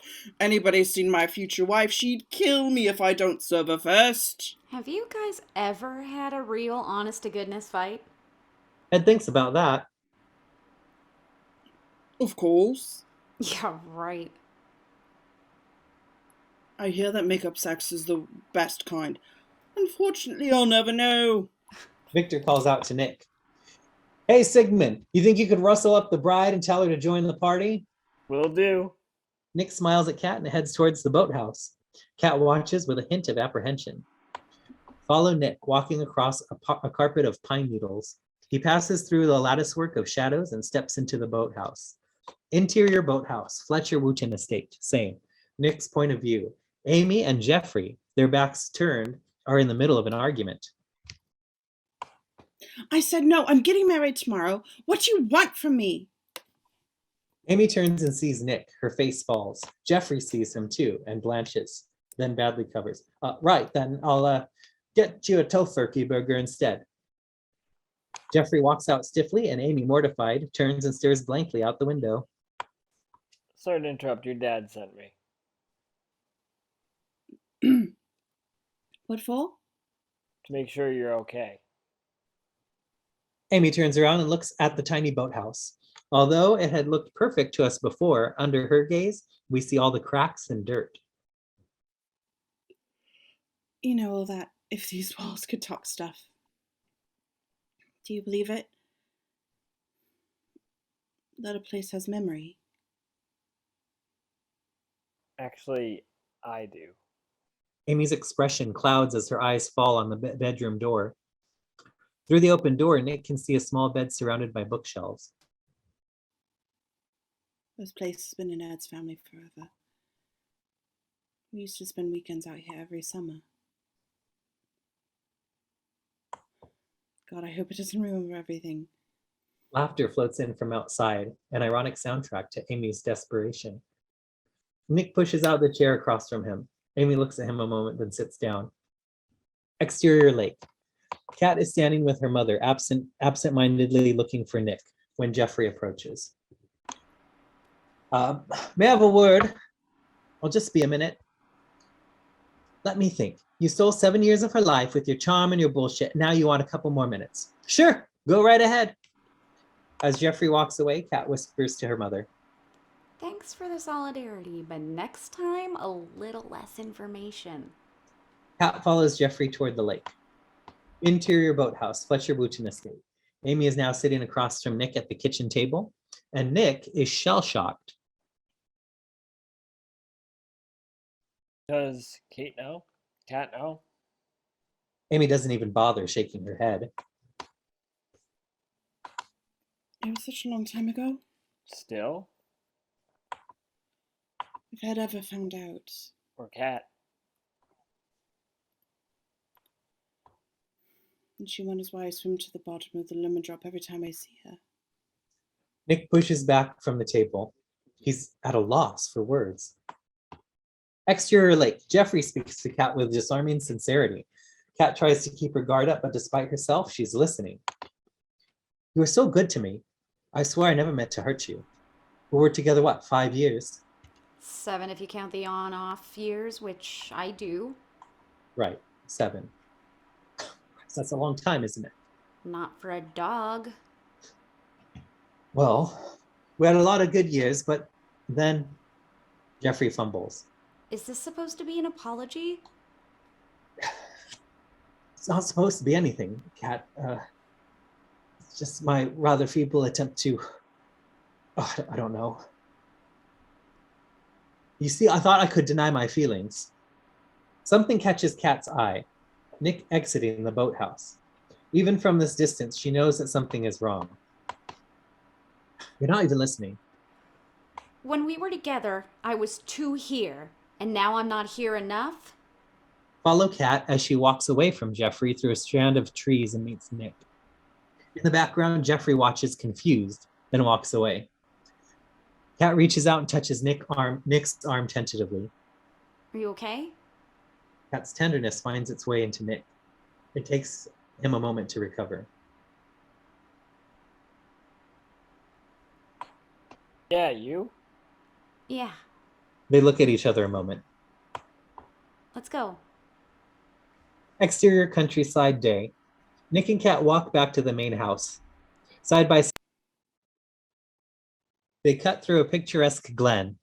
Nick shoots Kat an anxious glance, deciding whether to reveal what he knows. Kat catches him and smiles back sweetly. Nick takes her hand and kisses it, surprising her. His eyes turn back toward the house, but he doesn't let go of her hand. Interior bathroom, Fletcher Wooten Estate. Night. Kat is getting ready. She's up on her tiptoes, doing her makeup in the mirror. The radio is blaring Air Supply. Kat sings along passionately, embarrassingly. Kat was clearly lying about not liking the cheesy greatest hits. She knows every word. Somehow she seems different, freer. She's singing like she means it. Exterior balcony, Fletcher Wooten Estate. Nick and Victor, sipping cocktails, stand on a back balcony overlooking the party preparations. In the backyard below, Bunny zips around, hissing orders at the staff. You with the hair and all the bright ideas. Paper lantern plus open flame equals no, no. That woman is insane. God damn if I don't love her. Nick wants to come clean, but can't find the courage. He chooses his words carefully. Kat does this thing. She stands on her tiptoes when she's looking in the mirror. You ever notice that? Victor smiles. He knows what Nick's talking about. I remember the day I met Kat. It was in New York. I'd been dating Bunny for a few months, and she finally trusted me enough to introduce me to her kid. So I'm over at her place, and in walks this little monster that won't stop talking. She hands me a walkie-talkie made out of an orange juice can and drags me over to her fort. The fort was this lopsided mess of blankets, and the walkie-talkie almost took my ear off, but she was having the time of her life. That was it. I was a goner. A wave of nostalgia passes over him. That was the day I became a dad. And from that moment on, I just knew. I'd give that little girl everything she ever needed. I'd love her unconditionally. And I wouldn't let her out of the house until she was 30. Nick laughs. You think it's going to get easier when they get older? That you're going to worry about them less or trust the world more? But that's just not how it goes. They stand in silence a moment. I'm not sure if this is going to make sense to you, sir, but I'd like to ask permission to date your daughter. Victor gives Nick an intense but unreadable look. The ladies are fond of you, Nick. I can see that. I also see that whatever else you are, you're a hell of a good guy. She paid a real price dating Jeffrey. This will be different, won't it? Nick's not sure what Victor knows. He wants to assure him, to make promises. Instead, he says nothing. Victor and Nick look at each other, a silent understanding between them. Exterior garden, Fletcher Wooten Estate, later. The rehearsal dinner is underway. Strung with paper lanterns, the yard looks enchanted. The usual suspects are packed around a candlelit table, absorbed in lively conversation. Jeffrey, brooding, doesn't engage, just drinks heavily. At the center of it all, Nick is quietly relishing being a part of this family dinner. Kat and Nick make eye contact. They finally caught up with the couple they were pretending to be at the beginning of the weekend. Bunny's voice cuts through the din like a knife. I blame Tony Pee Pants. Oh no. She tells this story at every major holiday. Why should this be any different? Besides, I have to initiate Nick into the family. I blame Tony for why my two girls can't seem to get along. Kat made me moan. Here we go. Oh, don't deny it. You barely tolerate each other. Oh, it's all true. All you have in common is that you both are secretly want to be me. Cheers. She blames Tony P. Pants, Pintarello for everything. The fall of the British Empire, the Cold War, the internet. It was just after we moved here. My little girls got in a fight over Tony P. Pants and they haven't made up since. Amy rolls her eyes, saves them all for Bunny by telling the story herself. Apparently, Kat and I were inseparable. If Kat ate a banana, Amy threw it up. And if Amy threw it up, Kat ate it. Lydia is vaguely disgusted. She pulls a face. Bunny waves a hand in front of her eyes. This story always kills her. And we were eating and puking together in harmony until one day Tony walked me home from school. He was my first boyfriend. I was 14. So, Tony P. Pants starts ignoring Kat. He wanted to play with me. You practically bribed him with your erector set. For Hey, 14 and he's hoodwinked by an erector set? I didn't say he was worth it. With their private smile.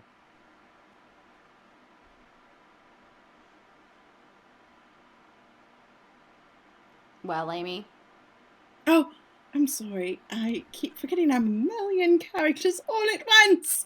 Whatever. The point is, Tony ended up with the chair in his face. It was plastic and child-sized, but there were some stitches involved. Like 15. yeah. Dad made me go over and apologize the next day. I'm an American, and in America, people sue. So to prevent a lawsuit, I baked a tart. And I don't bake. So Dad rang the bell, and when Tony P. Pants opened the door, I threw the tart at him and I popped his stitches. Victor laughs, remembering. Bunny hit him on the arm. Sorry. He chuckles again. You should have seen his face. Then boom, right in the kisser. What happened to my little angels? Amy and Kat both ignore their mother, who's misting up.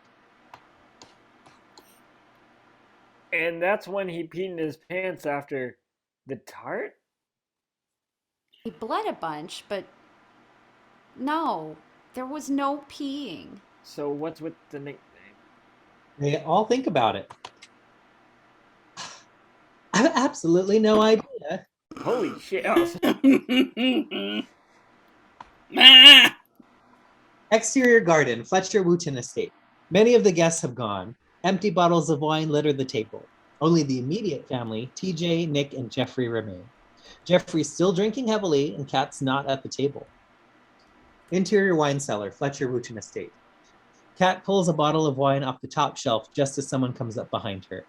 Kat feels a hand on her back, spins around, and drops the bottle. Jeffrey reaches out and grabs it before it drops. She looks at his somber face, takes the bottle, sets it back on the shelf. Okay, let's do this. What's the big confession? Exterior garden, Fletcher Wooten estate. Nick looks for Kat. Concern crosses his face as he notices that Jeffrey's gone too. Nick picks up a couple of empty wine bottles off the table. Interior kitchen. Nick drops the bottles into the recycling bin, then looks over at the basement door. Interior wine cellar. Nick stands at the top of the cellar stairs. He's eavesdropping, partially concealed by the half-open door. Well, in a way, you were right. The problem was you were in love. I wanted to be, but I wasn't. Intercut with Jeffrey and Kat. If I'd have confessed, you would have forgiven me.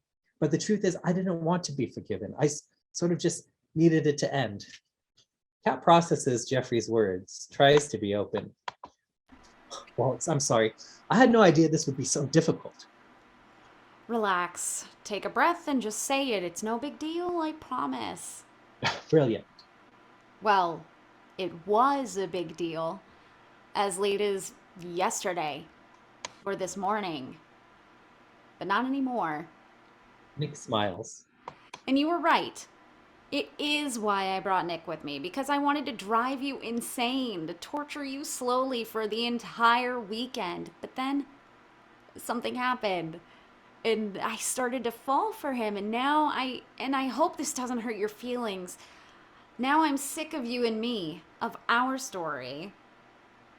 Nick, almost giddy with happiness, moves away from the door, then backs towards it again.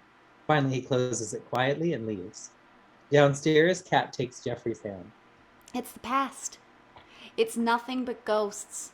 So just get it off your chest and then let's go back upstairs and eat some tiramisu. I slept with the assistant.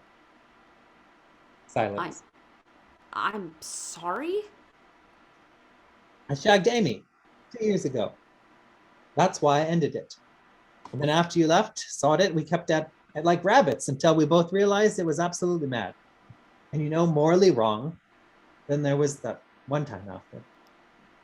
And then that was it. Kat stares at him, blood pounding in her ears.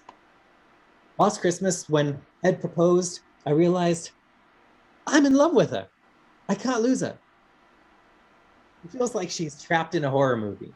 She's got to get out of there. In a daze, he turns around and heads toward the stairs. What? Good Lord, say something. You said I should tell you the truth. Kat stops. Her jaw stiffens. When she turns and looks at him, her face is filled with loathing. I wasted 2 years grieving this?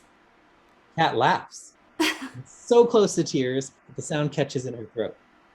She shakes her head wearily and mechanically walks up the stairs. Exterior garden. Kat emerges like a sleepwalker. She looks for Nick, doesn't find him anywhere. She drifts toward the table. Jeffrey appears in the doorway behind her. PJ is the first to look up. She sees Kat's face, sees Jeffrey, and knows what happened. PJ goes to Kat. Oh no, he told you. You knew? I'm so sorry, Kat. Kat shakes her head and looks past TJ to Amy. Amy meets her sister's gaze and instantly gets it. Desperate to keep this from Ed, she heads Kat off. Please don't say anything. Kat looks at Amy like they've never met. Amy's eyes are wild, silently pleading. Please. Kat has never felt more alone. She looks everywhere for Nick. He finally emerges from the house and comes to Kat's rescue, folding her in his arms. Kat holds him onto him for dear life. Then, I can't believe you told her. Kat pulls away from Nick, confused. As she stumbles backwards, all she sees is Nick's face. All she hears is Amy's voice miles away. You said your job discretion was discretion. You couldn't wait until you got back to New York. Bunny and Victor watch, confused, as Kat runs out. Nick runs after her as Ed approaches Jeffrey. What's going on? Jeffrey looks straight at his best friend. Nothing. Doesn't look like nothing. Jeffrey puts his arm around Ed. Now is not the time to catch on. It is, however, time for another round. Exterior Fletcher Wooten estate. Kat staggers down the moonlit lane. She's barely staving off a breakdown. Nick runs up behind her. Kat, Kat charges forward blindly as Nick follows. come on, don't be... Kat's anger swells and she spins around. What? I can't believe I trusted you. How could you not tell me? Nick sees the pain in Kat's face. It's pain for Jeffrey, for the past. Jesus, Kat, when you want me to say that your sister slept with your fiancé, that everybody knew and no one respected you enough to tell you? Nick is not used to being angry. He grows uneasy, hedges. Besides, you hired me for my discretion. You've always got that to hide behind, don't you? It's just business. Yeah, for all I know, come Monday morning, we'll go back to the real world and you'll be hiring me for your best friend. Kat's face fills with hurt. I mean, come on, did you actually think we'd be boyfriend and girlfriend? This stops Kat a moment, then You let me make a fool of myself. You lied to me. I don't know why that surprises me, because lying is your job. Lying's what you do. It's who you are. How would you even know if something were real? You're judging me? Oh, that's a good one. You're lying to me. You're lying to your family and you're lying to yourself, but you're going to stand there and point a finger at me, the man you hired to pretend to be your boyfriend. Silence. Each wants the other to fight for it, but neither does. Cat gives up. You're right. I was so desperate to make everyone believe I was happy that I spent 6 grand on a lie. And after all that, the only one who ended up falling for it was me. Go ahead, Cat. Hate me. You're running out of steam on the whole Jeffrey thing. Maybe now you'll be able to hold on to this just long enough to ruin your next relationship. Nick's had enough. He turns and walks away, leaving Cat stunned. Exterior Fletcher Wooten Estate. The party is over, the house lights low. Moonlight washes over Nick as he carries his packed suitcase to his car. Ed comes out of the house, jogs up to Nick. I'll just check into a hotel. Hotel. Sorry, lost my place for a moment. Don't be ridiculous. It's late. The place is empty. Just take my car. Ed hands him a set of keys. I don't know what's going on with you two, but I'm sure to work it out. You could be more perfect for her if she picked you out of a catalog. Nick smiles wearily. Thanks, man. Nick tosses his bag in back and gets in the car. Interior sitting room. Cat stands at the window, her eyes puffy. She watches as Nick drives away, then she turns around. Her mom and dad wait in the darkened living room. Cat tries to be strong, but then she goes to her father, burying herself in his arms. Bunny hides a pang of disappointment as she gently touches Cat's head. Interior Cat's room. Fletcher Wooten Estate. Cat straightens up her room. A knock on the door and Amy walks in. Hey, Hey, Cat keeps cleaning. I just want to say thank you for not outing me in front of Ed. I want to tell him.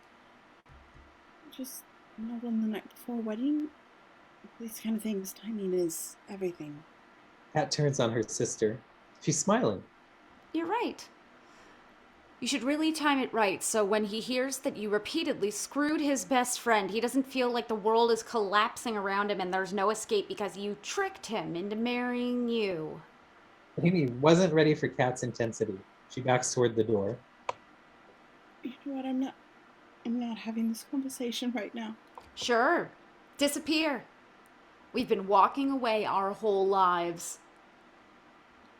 Amy turns around and faces Cat, willing to hear anything. I'm not even going to discuss the fact that you screwed my fiance because you've always been a spoiled, immoral little princess.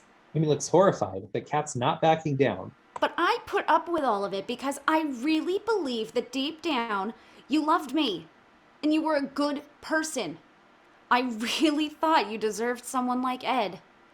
God, I envied you guys. Somehow, he made your selfish bullshit seem okay. Almost endearing. Amy looks at Cat with tears in her eyes. And now I know. You didn't deserve any of it. You were just lucky. Cat looks at her sister sadly. Don't worry, Amy. Your wedding will be perfect. Tomorrow, I'll smile and I'll say all the right things and you'll deal with Ed when you're ready. But right now, tonight, I can't pretend I'm okay. Amy, stricken, exits. As she leaves, her shoulders start to shake. She is crying. Cat's reflex is to go to her, but she stops herself. It's too soon to forgive. She walks over and closes the door. Interior boathouse, Fletcher Wooten Estate. Nick stands alone in the darkened boathouse, speaking on his cell phone. And that's the first flight out? He writes something down on a piece of paper. All right, thank you. He hangs up and sits down on the edge of the bed. He looks up at the floor, at nothing. Interior Cat's room, Fletcher Wooten Estate. Cat lies in bed. She stares up at the ceiling. At nothing. Cut to Cat's room, morning. Cat's eyes flutter open. She's not refreshed and she doesn't feel better. The only thing that's changed is that it's morning. Cat looks up at the ceiling.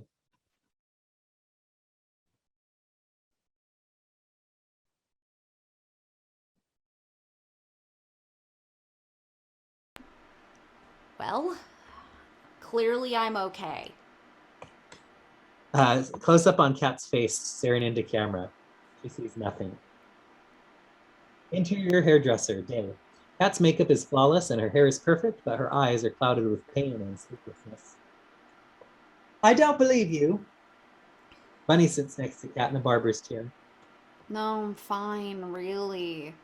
Nothing a bottle of Jack and a straight razor can't fix. Kat's trying to be light, but her eyes are dead giveaway. Kat draws in a long breath, trying to summon some semblance of joy. Anyway, it doesn't matter. Today's Amy's day. She braves a glance at her mother's face. Bunny's not buying. Exterior car park, hairdresser. Kat stands in the car park behind the salon, furtively sucking on a cigarette as she pulls off an old nicotine patch. Choking, she throws down the cigarette as the salon door opens and Bunny steps out. What's going on with you two? I was pretty hard on her last night. Now she's getting married. There's a reason I always tell that Tony P. Pants story, you know. Trust me, this is bigger than Tony P. Pants. Before Tony, you and your sister were best friends. I couldn't split you up. If your sister ate the spinach, you ate the spinach. If you threw up, Mom, please. anyway, when that boy came over, it was the first time you ever did anything without her. And he wasn't just jealous, but sad and lonely. He missed you. She did? So she flirted with Tony, and you got mad and sent him away. Who did that leave? You and Amy. You were united. Kat stands stunned as Bunny brushes her hand against Kat's cheek.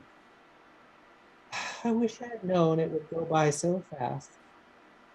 Kat watches full of emotion as Bunny leaves with tears in her eyes. Interior church. A series of images as wedding preparations transform the austere church. A carpet is unrolled down the aisle. A bouquet is affixed to a pew. Programs are laid out. Cut to a hand zipping up a suitcase. Interior boathouse, bag in hand. Nick locks up the boathouse and sets the keys on top of the door frame. Exterior Fletcher Wooten estate. Limos await outside both Kat's house and the house next door. Bunny fusses with Amy's dress as they walk toward the car. Victor and Kat follow arm in arm. Angle on Victor and Kat. Victor looks at Kat, who is trying to be brave. It's almost working. Interior annex of the church. Amy nervously fusses with her dress when Kat walks in. Kat stops and she sees her sister glowing in a beam of dusty light. It takes Kat's breath away. Wow. You look beautiful. Do you like my black fur veil? Yes. It's the most important day of my life, whatever. Listen, I choose you to be my maid of honor for a lot of reasons. I love you. He's licking the back of my neck. Well, he loves you too. It's creepy. I love you. You're my favorite. And only half sister. Blah, blah, blah. But the main reason I picked you is because you've been so miserable for the past few years. I knew you wouldn't outshine me. I'm a fucking bitch. But here it is. My big day. My big day. And something doesn't feel right. Maybe because it was that pep talk you didn't give me last night. I don't know, but your misery just isn't working for me anymore. I'm such a bitch. What the fuck? I'm so glad they redid this. Yep. Amy tries to keep her tough attitude, but when she levels her gaze at Kat, her eyes cloud with regret Right. deeper than we thought her capable of. My fur stole completely around my neck. It was a horrible thing I did to you. I'm really sorry. Amy takes her sister's hand, then lets it drop. I know you hate it when I know you hate it when I get what I want, but ouch. Falls at my shoulder. Right now, all I want is for you to be happy. On Kat as this sinks in. Exterior church. Kat pushes open the heavy church doors. Organ music floods out as Kat surreptitiously looks up and down the street. Victor appears behind her. Kat looks at her dad and forces a smile. Victor knows she's upset. So why'd you let him go? It's complicated, Dad. Oh, well then. It probably won't work out. Victor stops and faces her, his voice full of meaning. I read a fascinating article in the New Yorker once, and this guy said, every woman has the exact love life she wants. You know what? I agree. I refuse to believe that this is what you want. Kat is overwhelmed, but Victor continues. Ever since you were a little kid, we've been trying to please other people. And in return for your services, all they've done is disappoint you. So tell me, is this the guy for you? Kat thinks about this. Jesus. My therapist just said the same thing. Yeah. And for once in your life, do something about it. Kat looks at him gratefully and makes a silent decision. Interior driving car. Kat speeds down the road in her parents' car. The empty boat trailer clatters behind her. Interior church. Amy watches through a crack in the door as the guests take their seats. Interior church annex. Amy paces nervously. Ed knocks and enters, covering his eyes so he doesn't see the dress.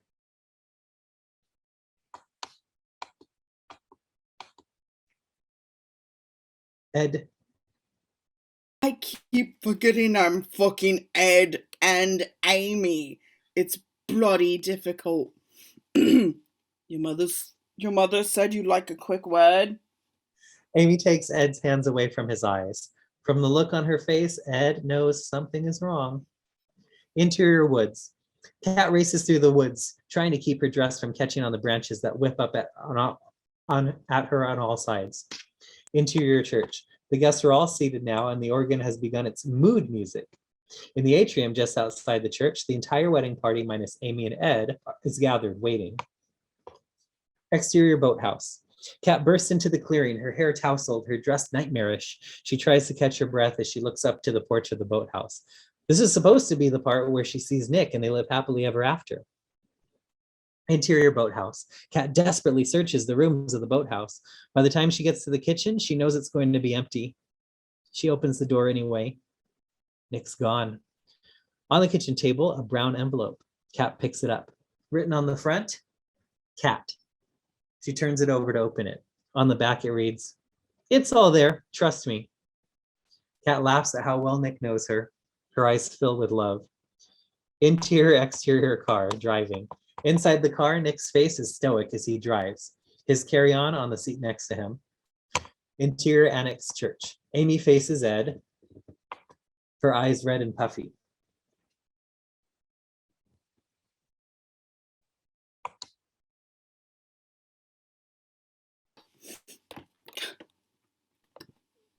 I was just scared to tell you I thought you'd never speak to me, and I'm sorry. Ed is reeling. He just stares at Amy, saying nothing. Amy is finally doing her penance. The silence is killing her. Say something, please.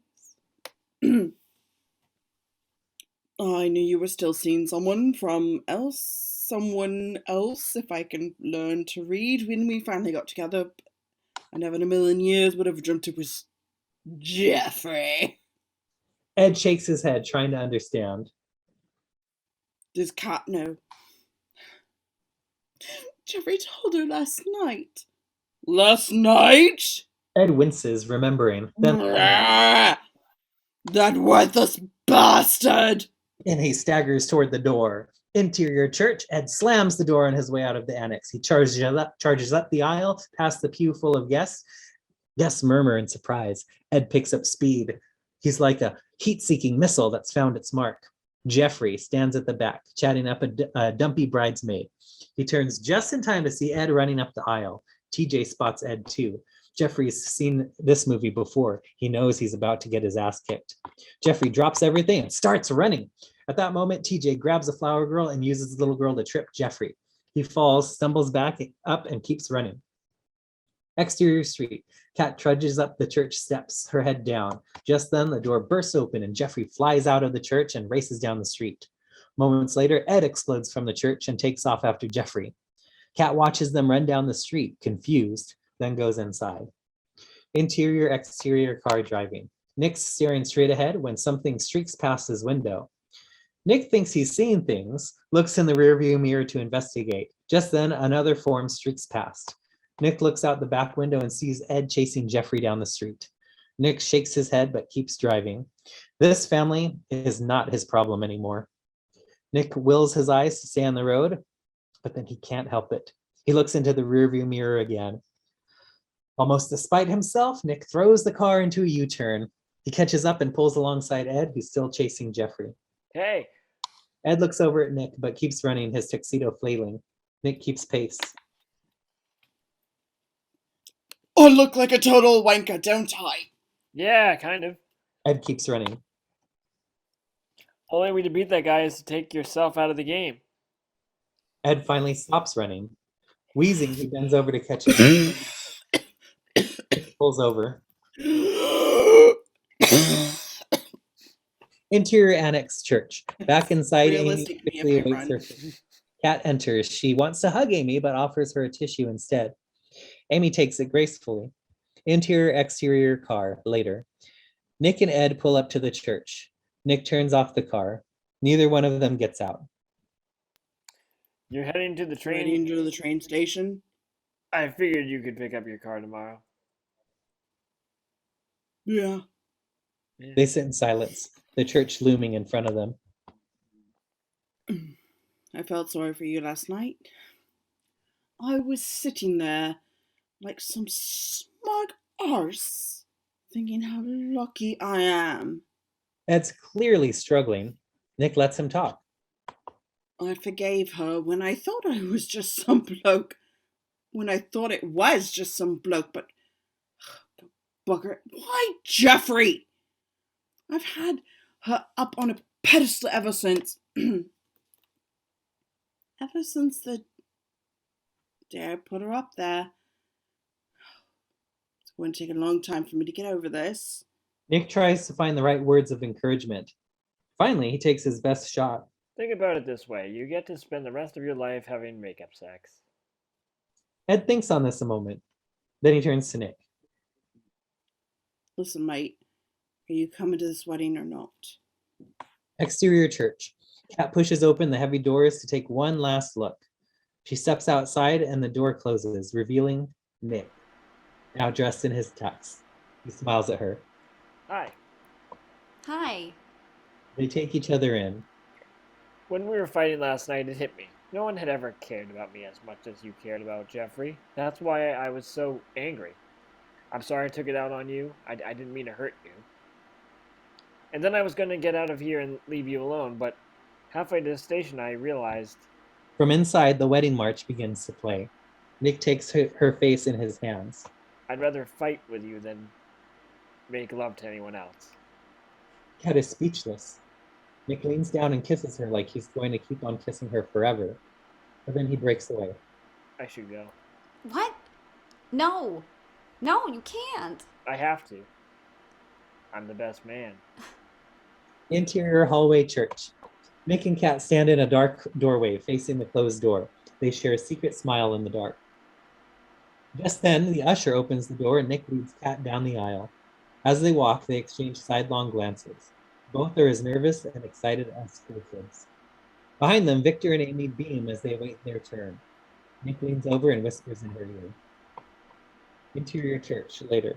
In the background, Amy and Ed stand at the altar. They hold hands tightly, grateful to have lost and found each other. Nick and Kat peek across at each other. They both smile. Today is a day for love and for beauty, but most of all, it's a day for truth.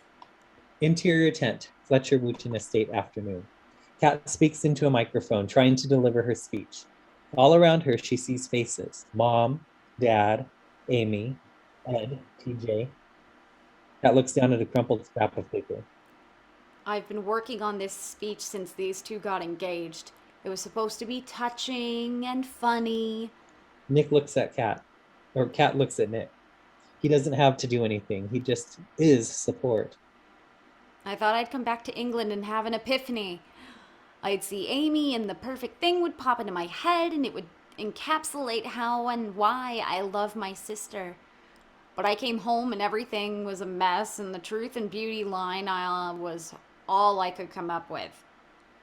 And I think I stole that from the magazine, the back of an in-flight magazine. The guests laugh. Kat looks at her mom. A wonderful woman once said about Amy, "It's not that I love her more, it's that she lets me love her."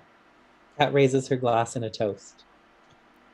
It can be the scariest thing in the world to let someone love you and to know how to love them back.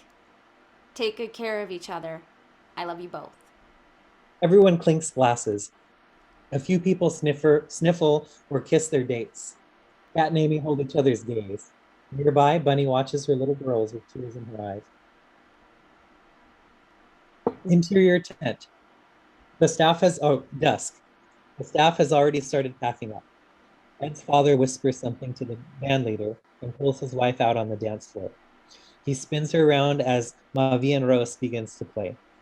She smiles happily as they dance. Ed tries to keep a very drunk Amy away from the present table. Slouching on the piano, TJ makes out with her date, Woody, the bartender. The camera finds Kat and Nick on the dance floor. Nice speech. I thought it was touchy and funny. Thank you. Nick gracefully spins Kat around. They really do dance beautifully together. Since I've generously agreed to go out with you, I think it's only fair that you tell me how you got into the business. Kat smiles mischievously. Nick pulls her close. He's finally going to tell her. You know why I never tell the real story of how I got into this? Kat shakes her head no. Nick swings her around in an elaborate dip and kisses her on the neck. Because it's boring. Now, if you want to hear a good story, let me tell you the one about how I got out of it. Nick and Kat smile at each other as their dancing grows more effortless. In the background, Ed tugs a half-opened present out of Amy's hands and puts it back on the table. She jumps up on his back and he happily carts her off to the lead. Cut to hand counting money in the brown envelope. A worker finishes counting the money, closes the envelope, and tucks it in his pocket. The camera pulls back as he walks over the two other workers who are scraping paint off a hoisted up jack ship. As the first star appears in the night sky, the music swells as we slowly make out the sounds of the greatest makeup sex of all time, echoing in the distance. Fade to black. The end. Oh my god, I love this movie. Thank you for watching. I love you all, even though I don't know you if you are watching. But have a great night. Everybody did a great job. Thank you. Yay. Stop. And thank you, Stop recording. Anne.